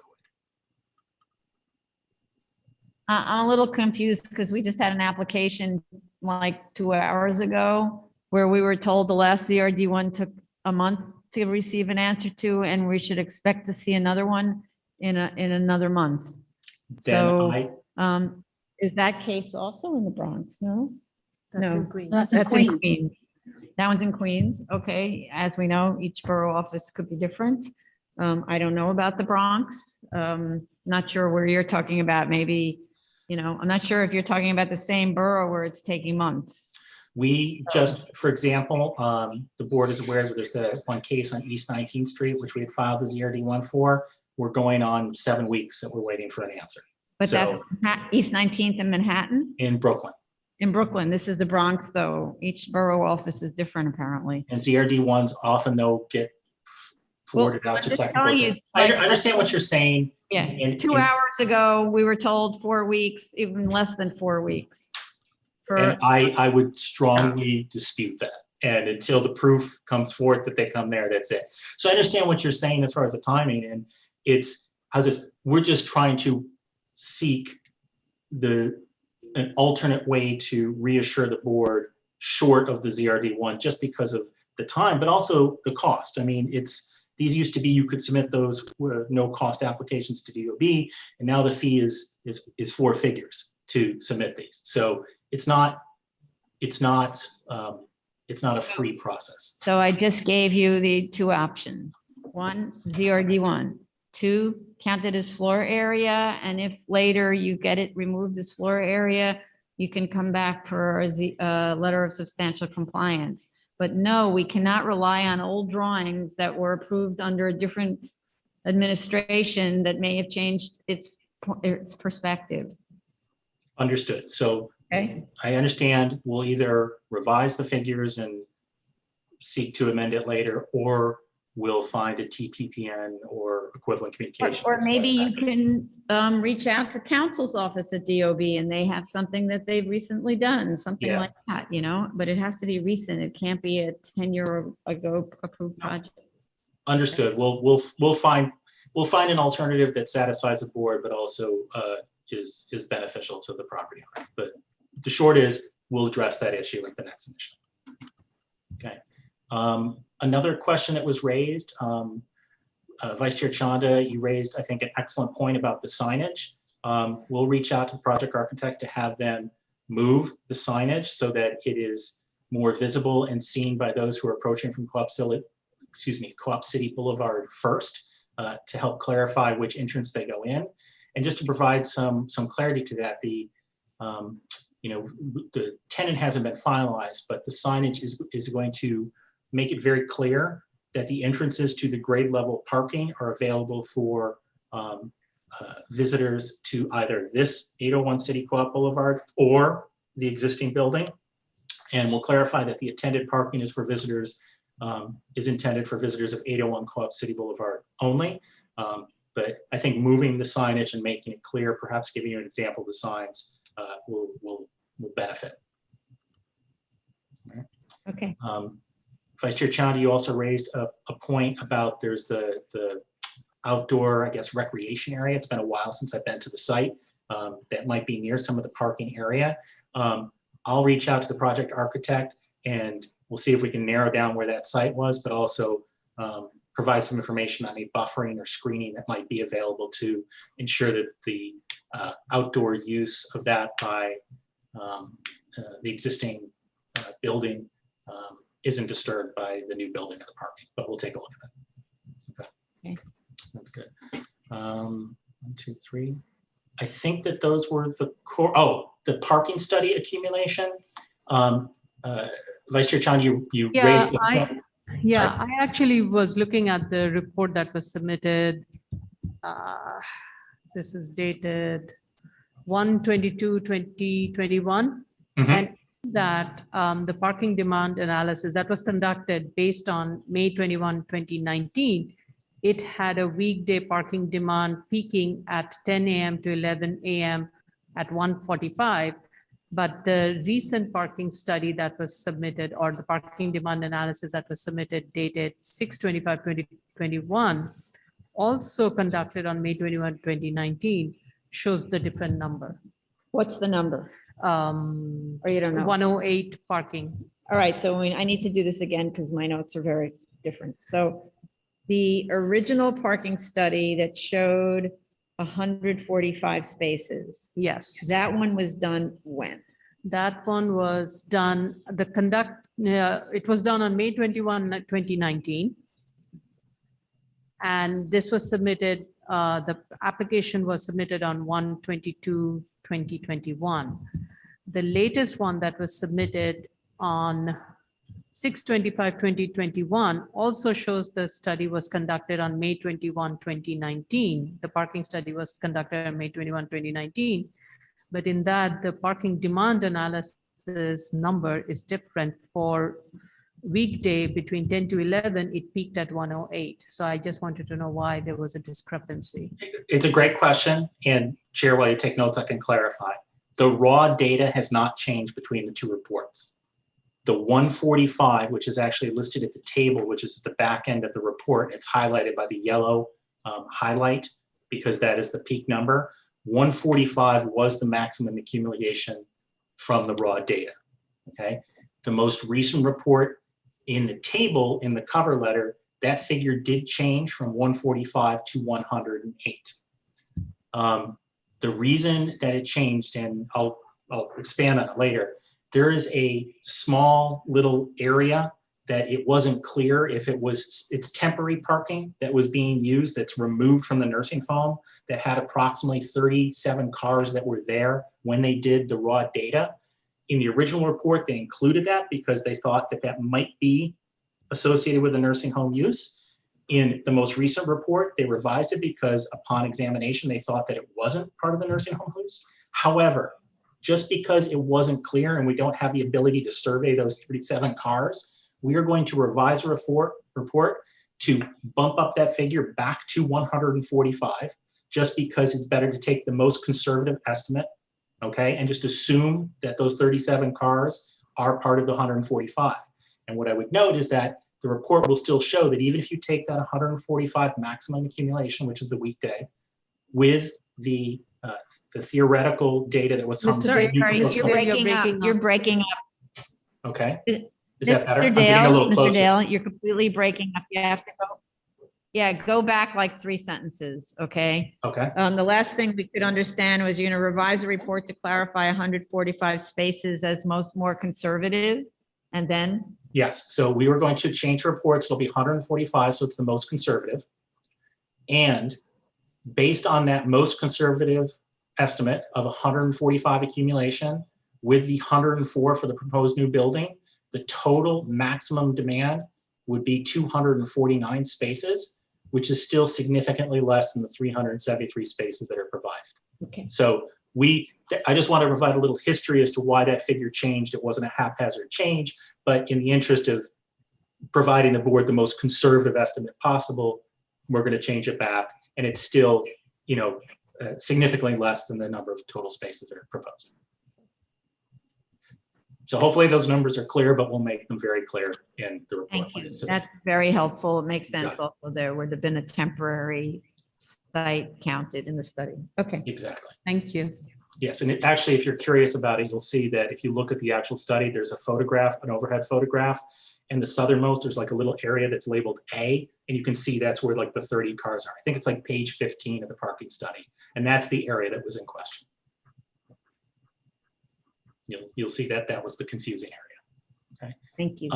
I believe that those were the primary points that were raised. If there's anything else, I'm happy to address it. I don't see anything else. Commissioners, other commissioners, anything else you wanted to raise? No? Okay, let's go to the public. I think there are people from the public who want to speak. Yes. Go ahead. Okay, the application we are currently discussing is 2019-32BZ, 801 Co-op City Boulevard, the Bronx. Just wish to call in is 646-558-8656. The Weber ID number is 989-7370-2296. Passcode should you require it is 450842. If you're in the Zoom room, please raise your hand and press *9 to speak. *6 to unmute if you're calling by phone. Okay, I see one. Sorry, go ahead, Tony. Sorry. No, there should be Matthew Cruz, I think, is in there. Yes, Matt Hi. Cruz. Hi, can you hear me? Yes. Yeah. Perfectly. Thank you, colleagues. Thank you, Chair, Promoter, and Commissioners. I won't take too much of your time. I'm Matt Cruz, District Manager of Community Board 10 in the Bronx, which represents Co-op City. I won't go verbatim with what we wrote, on our letter to Chair Promoter and the Commissioners, but this particular application peeved us a little bit, as we were never clear as to how many parking spaces they were looking to. Ooh, you're breaking up, Mr. Cruz. Can you get closer to your mic and maybe closer to your Wi-Fi? Is this better? Let me know. Yeah. For now. Okay, perfect. Okay, so let me know if I go in and out once more.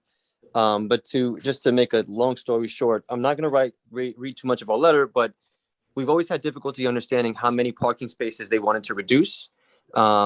we've always been the opinion of knowing Bay Shore Rehab, which is the building that's adjacent to the potential development, is that they've always used every one of their parking spaces. And on a daily basis, it is often packed and waiting to get into the parking lot. Additionally, we've always been on the intent, and of course, we know Montefiore may be interested in this property. They haven't said so publicly, but Montefiore is the only game in town here in the borough of the Bronx. And we are aware that for most of their developments, they require charges on their parking spaces, which we know that their staff will then opt to the street to find a space if they get lucky enough and then head into work. So while we're never clear as to how many spaces they intend to waive or reduce, we understand that they have 81 additional.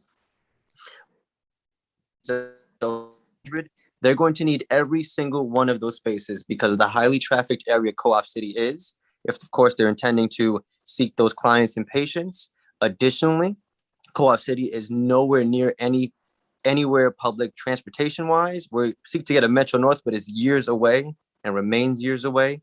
But this is something the community board felt very strongly about, and so that they voted unanimously to reject and oppose this application.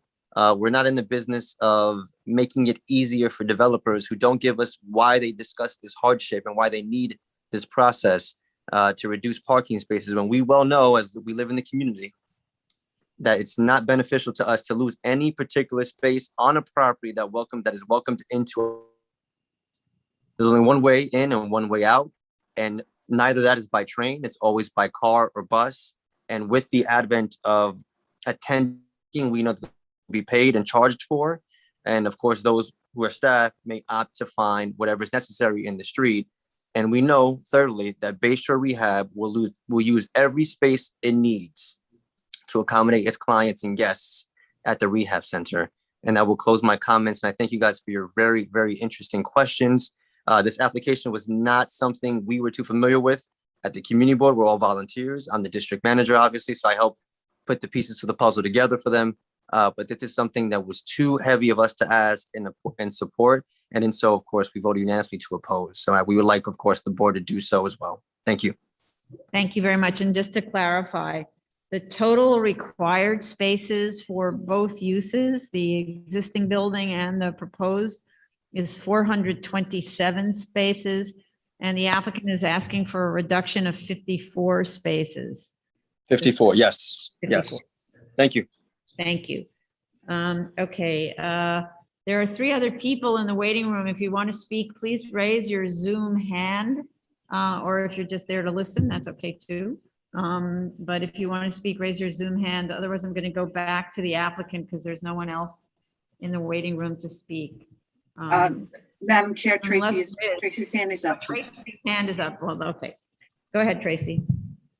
I'm not sure in the review session, Commissioner Shonda's noise got cut off when she was about to say something about seeker, but I think the comment was probably, can the applicant also update the seeker with the latest parking study information and make sure the amount of reduction of spaces is accurate in the EAS. Thank you. Yes, I was cut off. That was one of my comments. Thank you. Okay, thank you. So it's update the EAS, right? With the Yes. latest parking studies. Yes. Okay. I have a question Go for ahead. Mr. Dale. When I had visited the site, I noticed there are existing speed bumps. I'm assuming you're maintaining those, and the location of the parking lot, proposed parking garage entrances have factored those in. Have what? There are existing speed bumps. There were about, I think, 2 or 3 speed bumps along that corridor. So I don't know if you're retaining those existing speed bumps and your locations of the entry and exits to the parking garage has factored that in, or if you're planning to relocate them? Just as a pragmatic thing so that you don't have to come back to change the drawings and allocations of the placements. That's an excellent question. I honestly do not know, but I will make sure that the architect is aware of this issue and then we'll confirm it in the next submission. Thank you. Okay. And also just to confirm, based on Ms. Benke's comment, we'll definitely review the seeker to make sure that it has the current parking study information incorporated. Okay. But, and then to pick up Mr. Cruz's question or comment. Will the parking in this building, in this new structure, be pay parking? Because it can't be for the nursing home residents for sure, right? What I can say right now is I will reach out to see if there's any decision that's been made on that. I truly don't know at this time, so I don't want to misrepresent. The one thing I can state affirmatively at this time is that there has always been the plan to ensure that the grade level parking would not be paid parking. So the one thing I can state right now is that the new 81 grade level spaces will definitely not be paid parking. I don't know if there's been a determination with respect to the attended parking on the upper levels, but I will ask.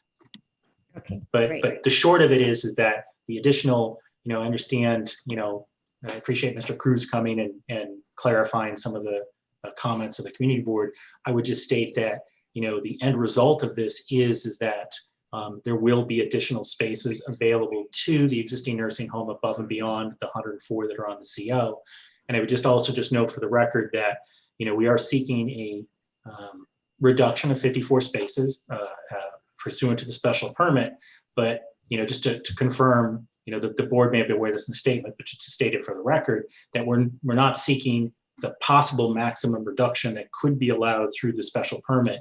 That reduction would be only 225 accessory spaces if we pushed it to the limit that is in the text of the special permit. So, we're providing 373 spaces, which are, every effort was done here to design in a way that would minimize the amount of relief being requested. Thank you. And then I just wanted to make sure you are going to be responding to Vice Chair Shanda's question about sort of the aesthetics of the building next to the landscaped area for the nursing home, right? Yes, just to summarize, just quickly, we will revise the plan with respect to the signage. We will review the screening and buffer between outdoor space and the parking. We're going to review this floor area issue, either including the floor area in the total or providing the board with sufficient documentation such to confirm that it's not counted as floor area. We're going to revise the parking study, and we're going to prepare a restrictive declaration for review by board council that'll confirm that all grade level space will be available to both buildings. Wonderful, thank you. Okay, so how much time? We can be flexible. We understand the calendar is a little bit packed. I would say for our purposes, we would need probably a minimum of 3 weeks to submit, but again, we can be flexible with the board's calendar. Okay, I'm giving you 5. Okay, understood. Allowing for the potential of, why don't you just try submitting a ZRD1, you might get an answer. I will make that option available to the team, but generally when I make that option available, they try and find a different alternative, but I will ask. But You don't want to spend $2,500, that's why. Well, but in the realm of how much things cost and how much it costs to keep coming back and coming back because we don't have an answer, this is the part where cheap is expensive. This is going to be an expensive building to construct, and we're worried about a couple $1,000s, No. really? That's fair, and I understand, but as I said, in this particular instance, because we have that 60,000 square foot buffer, they may just count it as floor area and just proceed and then resolve it elsewhere. Because just to put the spin on it, if I were to say 5 weeks to submit and I could actually give you a hearing in 8 weeks, that's normally the time, right? You could even have the response on the ZRD1 on the 7th week, right? So that Sure. gives it more buffer time. Okay. All right. Understood. Thank you We're on very the same page. Thank you very much. And thank you, Mr. Cruz, also for calling in. It's very helpful. Thank you. Okay, this concludes the hybrid public hearing for September 27th, 2021. Thank you, everyone.